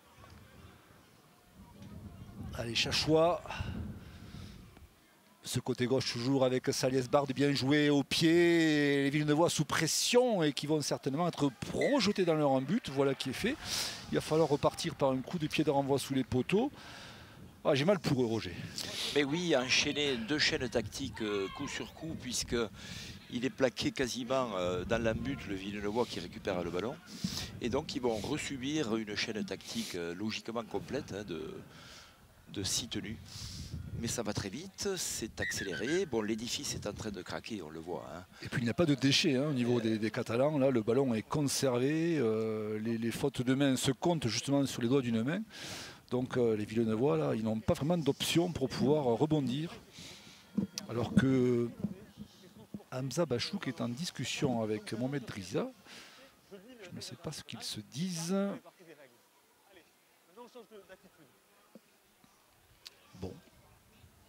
Bon, une explication sans doute demandée par l'arrière de Villeneuve.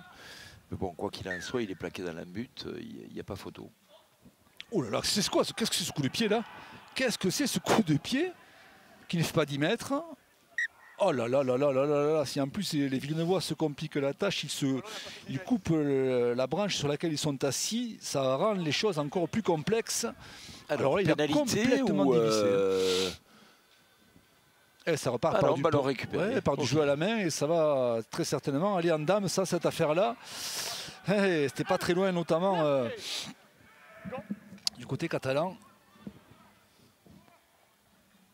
Allez, retour avec Bastien Chimon, alors que la défense là est extensible hein, du côté de Villeneuve.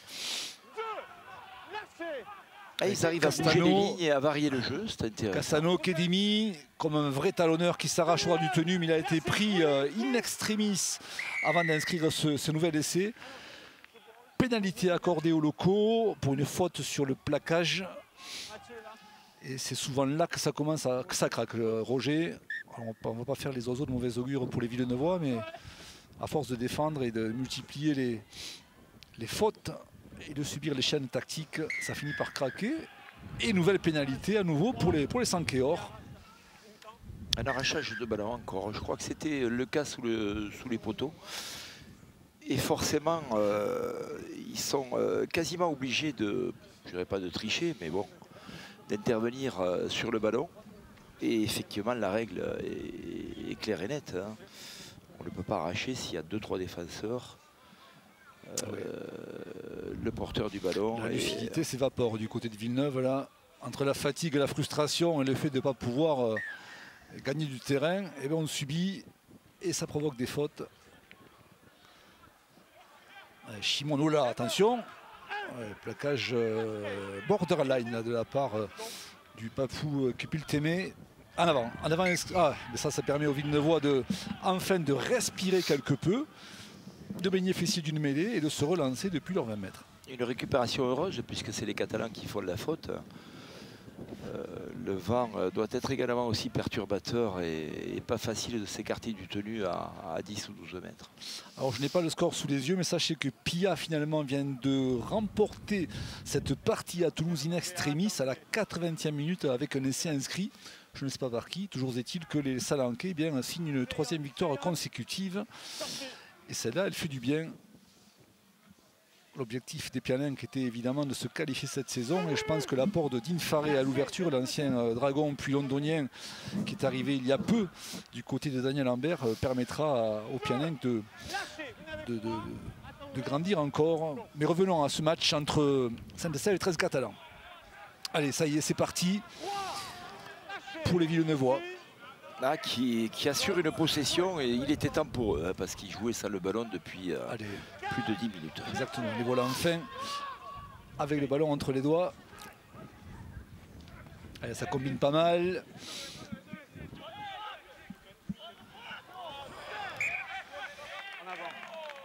C'était Mitch Revel, l'Australien. Australien du Queensland, terre de rugby à 13 s'il en est, avec le New South Wales, Nouvelle-Galles du Sud. Roger, ça vous parle ça aussi, j'imagine? Et oui, oui. En plus, ces joueurs qui ont une formation quand même très intéressante, puisqu'il y a une masse de joueurs en Australie. Hein. On ne va pas refaire le monde de trésiste, mais il est vraiment parti de l'Australie également en termes de qualité. Et on s'aperçoit que des équipes qui ont des étrangers australiens, forcément, sont renforcées judicieusement. Bon, par contre, lui, il a sorti ce ballon un peu malencontreusement et son coéquipier ne s'y attendait pas du tout. Que l'on soit australien ou français, quand on est mené sur un score de 34-2, psychologiquement, c'est dur. C'est très bien que les chances de victoire s'amenuisent ou sont quasiment nulles dans cette partie parfaitement maîtrisée par les Sankéors. Et on se met en plus à la faute sur un tenu. Et ces fautes stupides permettent justement à Saint-Estève 13 Catalans de pouvoir se rapprocher, de pouvoir se restructurer offensivement et de remettre sur les fesses les verts et blancs. Villeneuve a du mal à conserver le ballon et ne va pas au bout de ses chaînes tactiques et forcément subit sa défense. Nal qui vient fixer dans cette première série de tenues. S'organise autour là de ballon perdu par Chimone, alors que la passe avait été délivrée par César Rouget.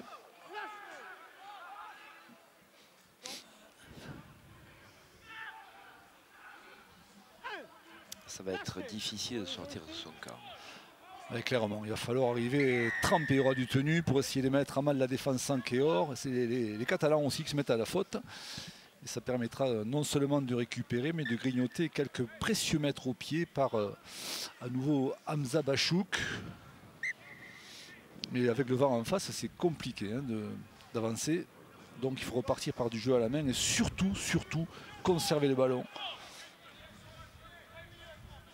C'est l'objectif pour éviter de prendre trop de points. Schoenmaker, le premier de cordée dans cette chaîne tactique. À nouveau Fakir, le doyen de cette équipe, rappelons-le, 38 ans, mais toujours exemplaire dans son comportement et dans son implication au sein du paquet d'avant et au sein du groupe. Allez, Carrasco. Allez, Villeneuvois qui sont en train de montrer le bout de leur nez dans cette seconde période.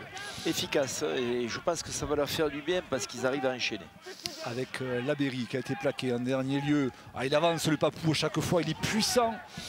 Kepil Témé, ancien joueur des Hunters PNG. Ah là là, à moins qu'il se soit blessé. Alors comme dirait un certain Walter Spanghero, heureusement qu'il avait le nez, sinon il les prenait en pleine poire. Hein. Mais je pense qu'il a pris. Et bon, c'est vrai que les températures en Papouasie sont quand même assez relevées. Et je pense qu'aujourd'hui, il doit souffrir un peu, à mon avis, du choc et du froid. Peut-être. Allez, ça a l'air... oui, effectivement, il est en train de signaler à Mohamed Driza que le plaquage était quelque part un petit peu haut entre le nez et les dents. Hop, plaquage effectivement qui est sanctionné par Mohamed Driza. Il vient de prendre 2 ballons successifs, là, il a apporté de l'énergie. Il fait quand même le plus grand bien et ça a l'air d'être un joueur tonique.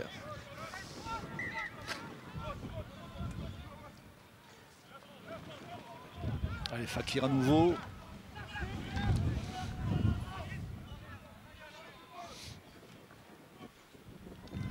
La défense Sankeor qui monte vite, hein, avec l'image de Salies Bard. Là, regardez, on a du mal à s'en sortir dans les rangs villeneuvois, même si Bachouk se bat comme un beau diable.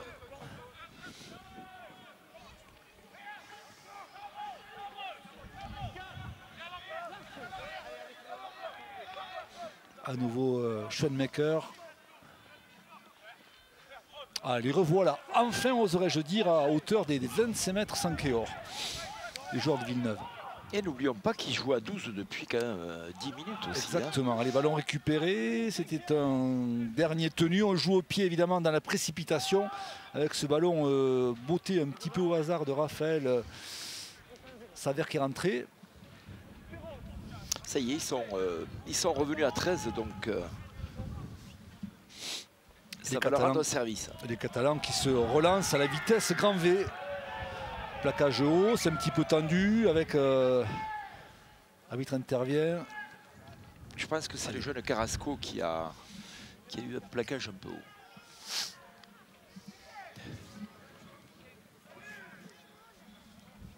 Oui, effectivement, Tom Carrasco qui a certainement hérité du tempérament de son papa. Alors il est moins gaillard que son papa qui était 3e ligne, rappelons-le, voire 2e ligne quand les besoins s'en faisaient sentir, mais on sent qu'il y a quelque chose qui a été transmis. Hein. Oui, il y a du gaz. Il y a une volonté évidente de nuire. De nuire. Alors, on ne parlera pas d'agressivité, mais... La rugby à 13, il en faut quand même. Quand elle est raisonnée, l'agressivité, elle est bienvenue. De l'agressivité maîtrisée. Exactement. Allez, première prise de balle là, avec Léo Young. Où ça va très vite. Avec cette échappée belle de Romain Maris qui a franchi à hauteur des 20 mètres de Villeneuve. Villeneuve à nouveau dans le dur, on combine au ras avec un retour intérieur au profit de Lucas Jampi. Oh, que ça va vite pour les Villeneuvois. Ils ont un sacré pouvoir d'accélération et on les sent prêts physiquement. Oui. Avec cette jeunesse et tout, c'est très dynamique. Alors Castano qui a failli planter un nouvel essai. Allez, il renverse le jeu. César Rouget avec beaucoup de savoir-faire. Et à nouveau, revoilà Villeneuve sous pression qui est contraint de dégager son camp depuis son embut sous ses poteaux. En espérant que le drop soit réussi pour... Ah oui, parce que le dernier, c'était... un chef-d'œuvre. Ça vaut ouais, effectivement une caméra cachée. Hein. Allez, cette fois-ci, ils ont réussi à passer la barre des 20 mètres, les verts et blancs. Allez, plaquage dans les règles de la part des Villeneuvois, et notamment de Kepil Témé, le Papou. César Rouget à la manœuvre. César Rouget avait le soutien d'un partenaire. Et le partenaire, je cherche qui c'est. Je ne l'ai pas vu, ça allait très vite pour nous. Ah, une faute de plaquage d'un Villeneuvois qui effectivement ouvre la voie royale pour cet essai. Cet essai qui est désormais le 5e dans cette première période. On va l'avoir au ralenti certainement. Voilà. Le joueur qui vient rebondir, c'était Romain Humbert. Autant pour moi, voilà, je le cherchais, Romain. C'est bien lui qui a inscrit cet essai. Regardez, hop, il a joué le saut-tamponnaise, hop. Ce plaquage manquait effectivement, on a voulu lui faire un arrêt buffet, il aurait mieux fallu peut-être se jeter dans les jambes et Romain Humbert qui vient inscrire ce 5e essai dans cette seconde période. Au total, ça fait 7 concrétisations pour les Sankéors. On peut dire, Roger, d'ores et déjà que la victoire a choisi son camp. Hein. Ah, le match est bouclé, même s'il est encore intense et dynamique, hein, porté par les Catalans qui jouent très rapide. Et fait très rapidement, pardon, et on les sent quand même toujours calés sur la rapidité d'exécution. C'est vraiment leur signature. Ils n'ont pas baissé de régime. Ils font très peu de fautes malgré le vent dans le dos. Donc c'est quand même assez intéressant. Transformation qui a été réalisée par Bruno Castagni. Sachez qu'il manquait du monde chez les Catalans ce soir aussi. Il y a un effectif assez étoffé. Il manquait Seguela, l'ancien joueur de l'USAP, il manquait Romain Kedimi, Colchero, Laporte, Ben Aslem, mais également Fernandez. Donc ce qui veut dire que la concurrence bat son plein et la concurrence saine, je dirais, pour les gars de Castille et de Murphy. Et ça, dans cette seconde partie des championnats, c'est évidemment très intéressant et important de le souligner. Il manque le jeune également, Léo Laurent, qui est assez efficace, moi, effectivement. Et qui peut jouer centre ou deuxième ligne, et que j'ai vu dernièrement jouer à Pia, et qui a fait un excellent match. Et à Villeneuve, il manquait le capitaine Thomas Lavenne, Luc Franco et Sacha Kouassi aussi. 3 joueurs blessés, notamment Thomas Lavenne qui va rentrer d'ici 15 jours pour affronter Avignon. Allez, les Catalans qui ne desserrent pas l'étreinte, toujours aussi performants et enthousiastes dans leur jeu offensif. Ah, ils m'ont fait mentir, notamment Bastien Chimon. Allez, ça permet aux Villeneuvois de récupérer le ballon, de se mettre en évidence cette fois-ci en situation offensive. Est-ce qu'ils vont arriver au bout de leur intention? Là, c'est une autre paire de manches. Parce que du côté catalan, sur un plan défensif, on s'y collait pas mal. Ah, c'est très hermétique, très efficace. Ah, ballon perdu. Ballon perdu par Cupil Témé. On peut signaler la performance de ne pas avoir pris un essai en 70 minutes. Oui, exactement. C'était un secteur qui a été un peu décrié après la défaite à Pia notamment. Je sais que Rémi Castille a beaucoup insisté là-dessus, sur la rigueur défensive. Eh bien, bon, effectivement, l'adversité est moindre aujourd'hui, sans vouloir dénigrer les Villeneuvois, que lors du derby face à Pia. Mais j'ai l'impression qu'ils ont rectifié le tir. Et ça, c'est quand même de bon augure pour la suite de la compétition. Et Mathieu Laguerre, toujours utilisé tel un avant. Effectivement. On dirait une deuxième ligne dans son camp et c'est dommage parce que le joueur a des qualités évidentes. Hein. Il a fait des matchs de haut niveau en professionnel.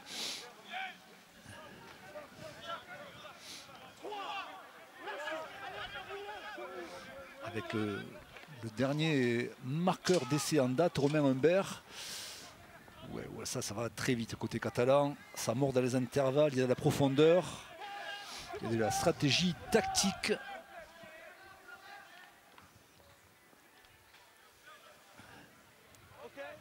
Et ça rebondit sur les défenseurs. Regardez ça sur un pas, c'est magnifiquement joué. Bastien Chimon qui cherche du soutien, qui va revenir finalement sur le flanc gauche là-bas. Allez, le jeu va se restructurer après la charge du pilier qui porte le numéro 11. Il faut pas ça pourrait être trompeur, mais sachez qu'il est pilier Bastien Chimon. Castano pour Rouget, l'entente est parfaite et Humbert, oh, cette chistera magnifique pour Laguerre. Et à la sortie, c'est l'ailier droit Kylian Benavent qui vient ponctuer le travail réalisé en amont par les siens. Eh bien, on dira, Roger, que c'est de la belle ouvrage. Et ils ont bien fait de revenir sur ce côté droit très peu utilisé. Et on s'aperçoit qu'ils ont tous également les mêmes qualités. Et un ballon très bien sorti. Voilà. Cette passe magnifique d'Humbert, poursuivie par Mathieu Laguerre et Kylian Benavent. Un véritable ailier qui est venu marquer ce nouvel essai. Et on va compter, mais écoutez, ça fait déjà 8 essais pour les Stéphanois perpignanais. Et c'est beaucoup trop pour les Villeneuvois qui vont repartir avec les valises bouffies de points du côté de Villeneuve-sur-Lot. Je pense que Roger, que le trajet sera un petit peu longué pour les Verts et Blancs. Je pense que dans le bus, ça va être un peu long, effectivement. Il faut 4 heures à 4h30 pour entrer sur Villeneuve-sur-Lot. Et malgré leur bonne première mi-temps, on peut le signaler aussi, 12-2, c'est une performance. Hein, une équipe quand même à l'extérieur qui ne prend que 2 essais dans une mi-temps en étant avant-dernier. Cette deuxième mi-temps, on ne peut pas dire qu'elle est décevante, mais elle est à l'avantage des Catalans qui ont maintenu le cap, peut-être même rajouté un peu plus de rapidité d'exécution, et il y a du plaisir et ils enchaînent la performance.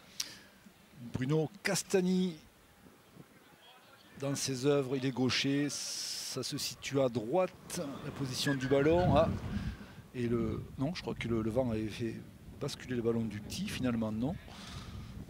Ah, voilà, on va demander à un coéquipier de venir lui tenir le ballon parce que le vent s'est levé très fort là, du côté de Saint-Estève. Et c'est Humbert qui vient lui prêter main forte. Bon, c'est un coup de pied qui n'a pas une grande importance, mais qui peut rajouter 2 points. Et ça passe pour l'arrière de Saint-Estève 13 Catalans, Bruno Castagni qui, d'après mes calculs, n'aurait manqué qu'une seule transformation dans cette partie. Quand on bute sans pression, Roger, c'est quand même plus agréable. Ah, c'est pas pareil. C'est pas pareil parce qu'effectivement, on se libère un peu mieux et on lâche plus facilement le geste. Allez, c'est Vaillant Villeneuvois qui sont partis pour 4 minutes encore dans cette partie face aux Catalans. J'ai hâte de les revoir avec le ballon. Allez, toujours dans la même configuration, Salim Naël qui progresse. Maris, Humbert après ce service de César Rouget qui organise le jeu. Rouget côté gauche, regardez, il met ses 3 quarts en profondeur.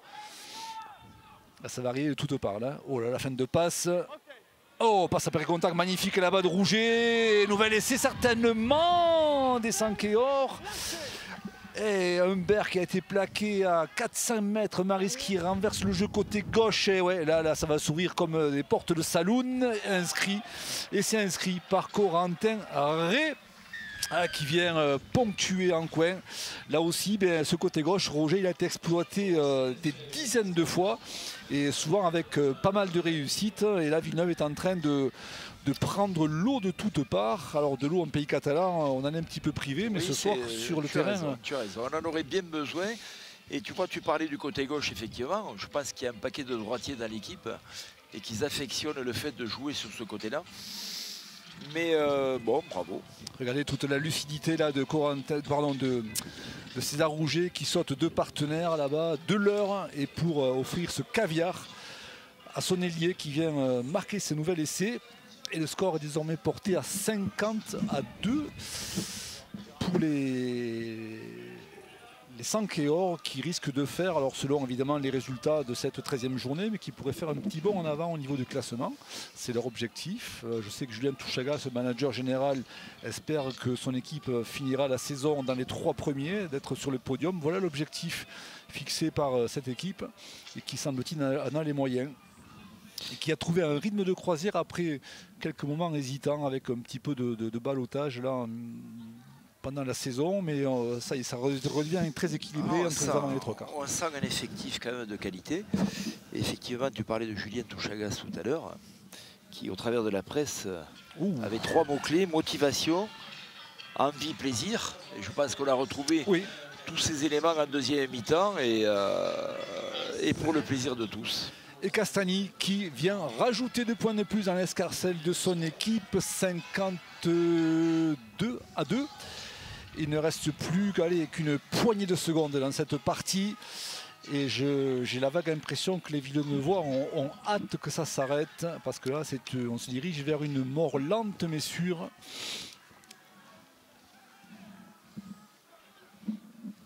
Sachant qu'il reste moins de 10 minutes. Allez, on s'oriente vers la dernière possession de balle des Catalans et la dernière chaîne tactique.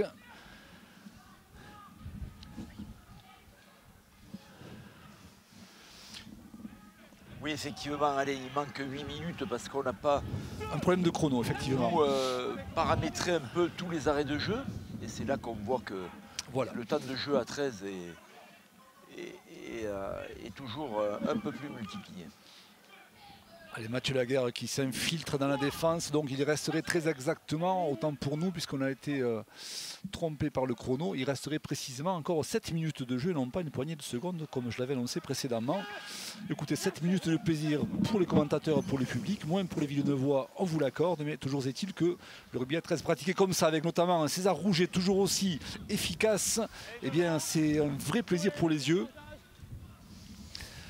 À nouveau, Bachouk.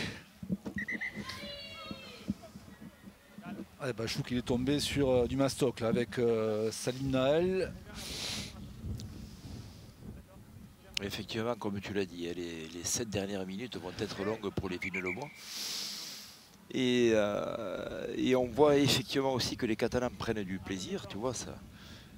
César Rouget est à la manœuvre et il est intéressant de le voir évoluer, ce jeune. Et en espérant que pour la suite également, il puisse jouer à un haut niveau, puisqu'il a des qualités et que, ma foi, pour s'exprimer, faut-il être sur un terrain. Exactement. Alors il va être très concurrencé cette année avec Jordan Abdoul, avec Jaiden Nikorima, avec Théophage qui est de retour en pays catalan, pour ne parler que de la Super League et des Dragons bien sûr, mais César Rouget c'est pas une option, c'est pas un plan B, c'est aussi une réalité dans l'esprit de Steve McNamara. Il veut inclure ce garçon, mais il va falloir encore apprendre de la patience. C'est le lot de tous ces garçons talentueux, mais qui sont très jeunes, donc autant venir s'exprimer avec l'équipe réserve et continuer à progresser pour pouvoir prétendre dans un futur proche d'intégrer la Super League. Une Super League, Roger, qui va commencer d'ici une semaine, rappelez-vous, hein, c'est contre Warrington.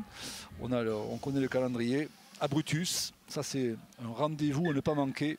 Et oui, Sam Burgess a pris le relais à Warrington. Il a quitté son Australie, je ne dirais pas natale, puisqu'il est anglais, mais effectivement, il était à South Sydney et il reprend avec Warrington. Et sans doute beaucoup d'ambition. Avec un recrutement XXL aussi du côté des Wolves de Warrington. Donc ça promet une très belle première journée de championnat du côté des Brutus dès samedi prochain. Mais revenons à nos moutons, revenons à l'équipe réserve de Saint-Joseph 13 Catalans, qui s'approche de l'embut alors que ce ballon a été perdu par les Villeneuvois malgré cette très belle charge là de Jovanberg, le capitaine, et alors que l'arbitre est intervenu. Il a été signalé avec un coup de coude. Ouais, il est rentré avec le coude en avant, c'est ça. Ouais. Il est en train de contester la décision de Mohamed Riza, Jovanberg, mais l'arbitre était très bien placé et la faute était manifeste, donc autant ne pas contester. C'est la perte de temps, d'énergie. Autant se recentrer sur la défense parce qu'il va falloir là être très, très ardent défensivement.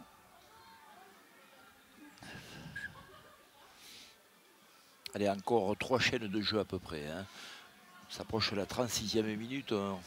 Une chaîne de 6 tenues dure à peu près 1 minute, 1 minute 20. Académie bousculé sur le tenu, effectivement. Il n'a pas eu le temps de le réaliser. Les Villeneuvois frustrés, énervés, fatigués, qui se mettent à la faute.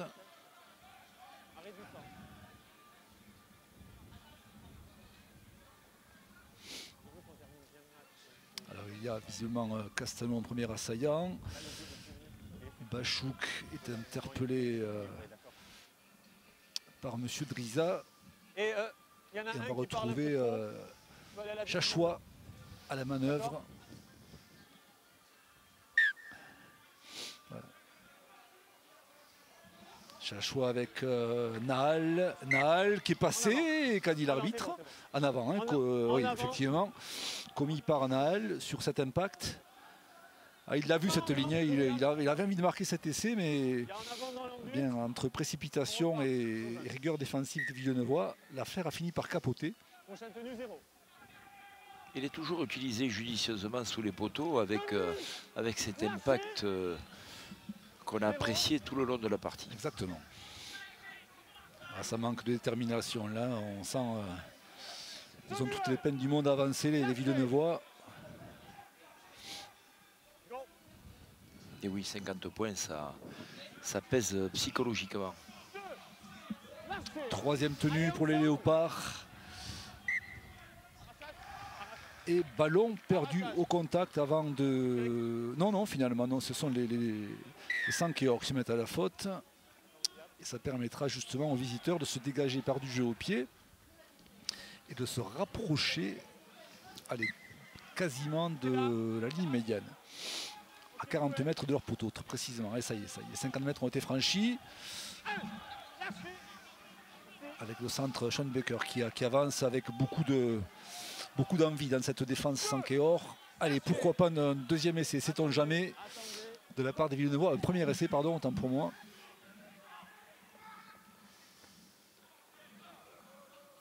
Ah, c'est difficile, la défense est toujours présente et il y a très peu de liberté pour les Villeneuvois.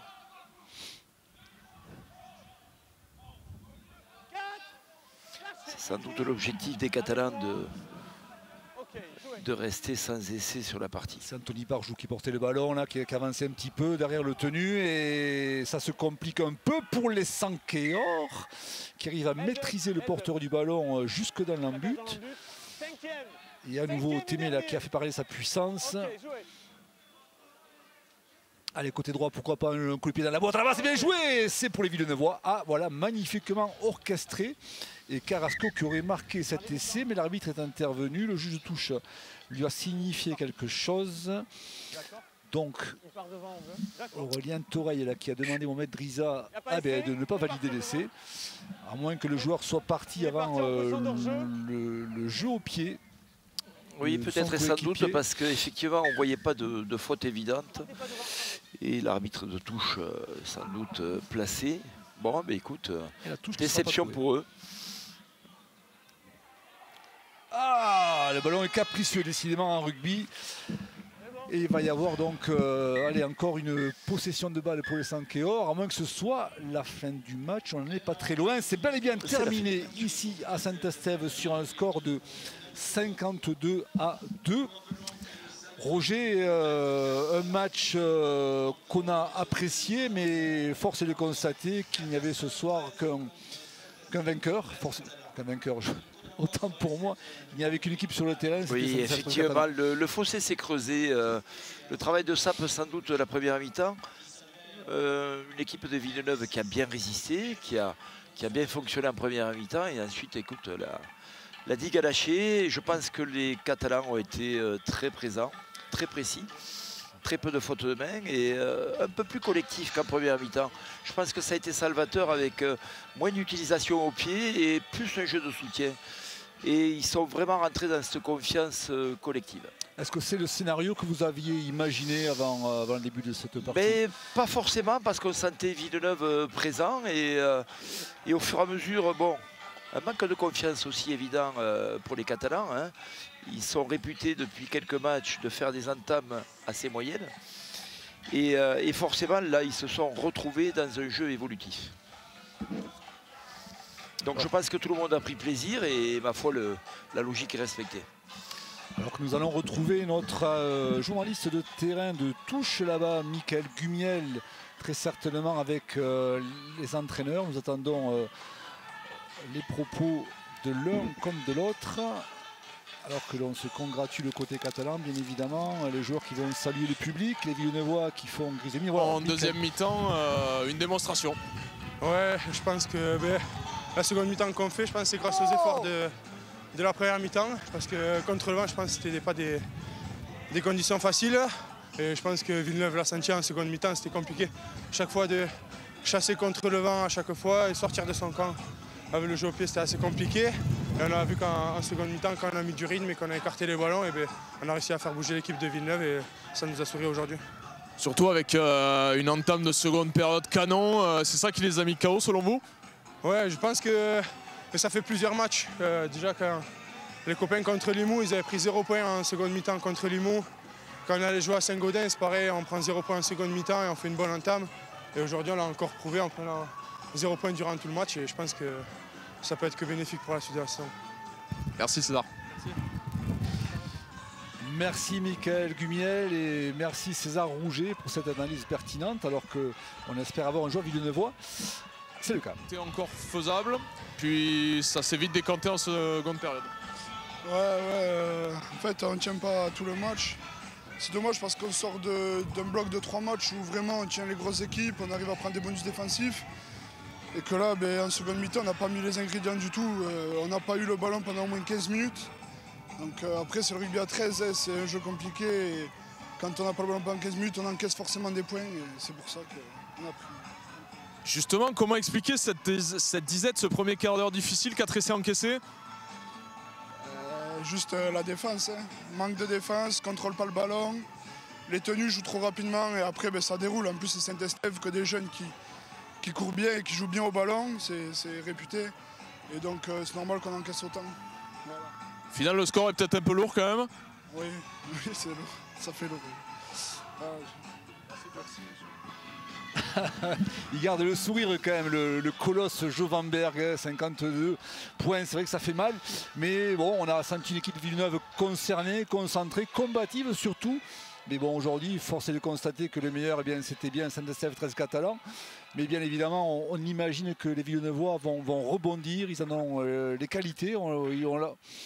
On l'a vu dernièrement contre Limoux, même si la défaite est venue leur balafrer le moral. Mais toujours est-il que, Roger, j'ai l'impression que cette équipe a quand même de quoi faire jusqu'à la fin de la saison. Ah ben oui, c'est clair. Et de toute façon, bon, les Catalans ont été très présents. Bon, on voit les extraits qui vont nous défiler.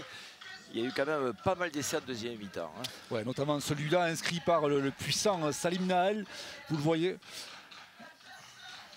Avec l'apport de Bruno Castagni, eh bien, le score gonfle à tous les coups. On est un petit peu imprécis du côté des Villeneuvois et à la sortie, les Catalans bénéficient de quelques erreurs et Saliès Bard dans un fauteuil vient mystifier la défense des Verts et Blancs. Et là, c'était ce plaquage haut, ouais, effectivement, sur Chachois, une ouverture catalan, expulsion immédiate pour Raphaël Javert. Et puis à la sortie, regardez, ça rebondit illico avec cet essai. Je crois que c'est sûrement le plus beau de la partie inscrit par Corentin Rey. On a tout vu. Très joli. Des libérations après contact, des passes sur un pas. Bref, le rugby à 13 empanaché que l'on aime. Voilà. Et là, à nouveau, Léo Young, de décès, hein. un des acteurs de cette partie qui a beaucoup pesé sur le jeu des Sankéors.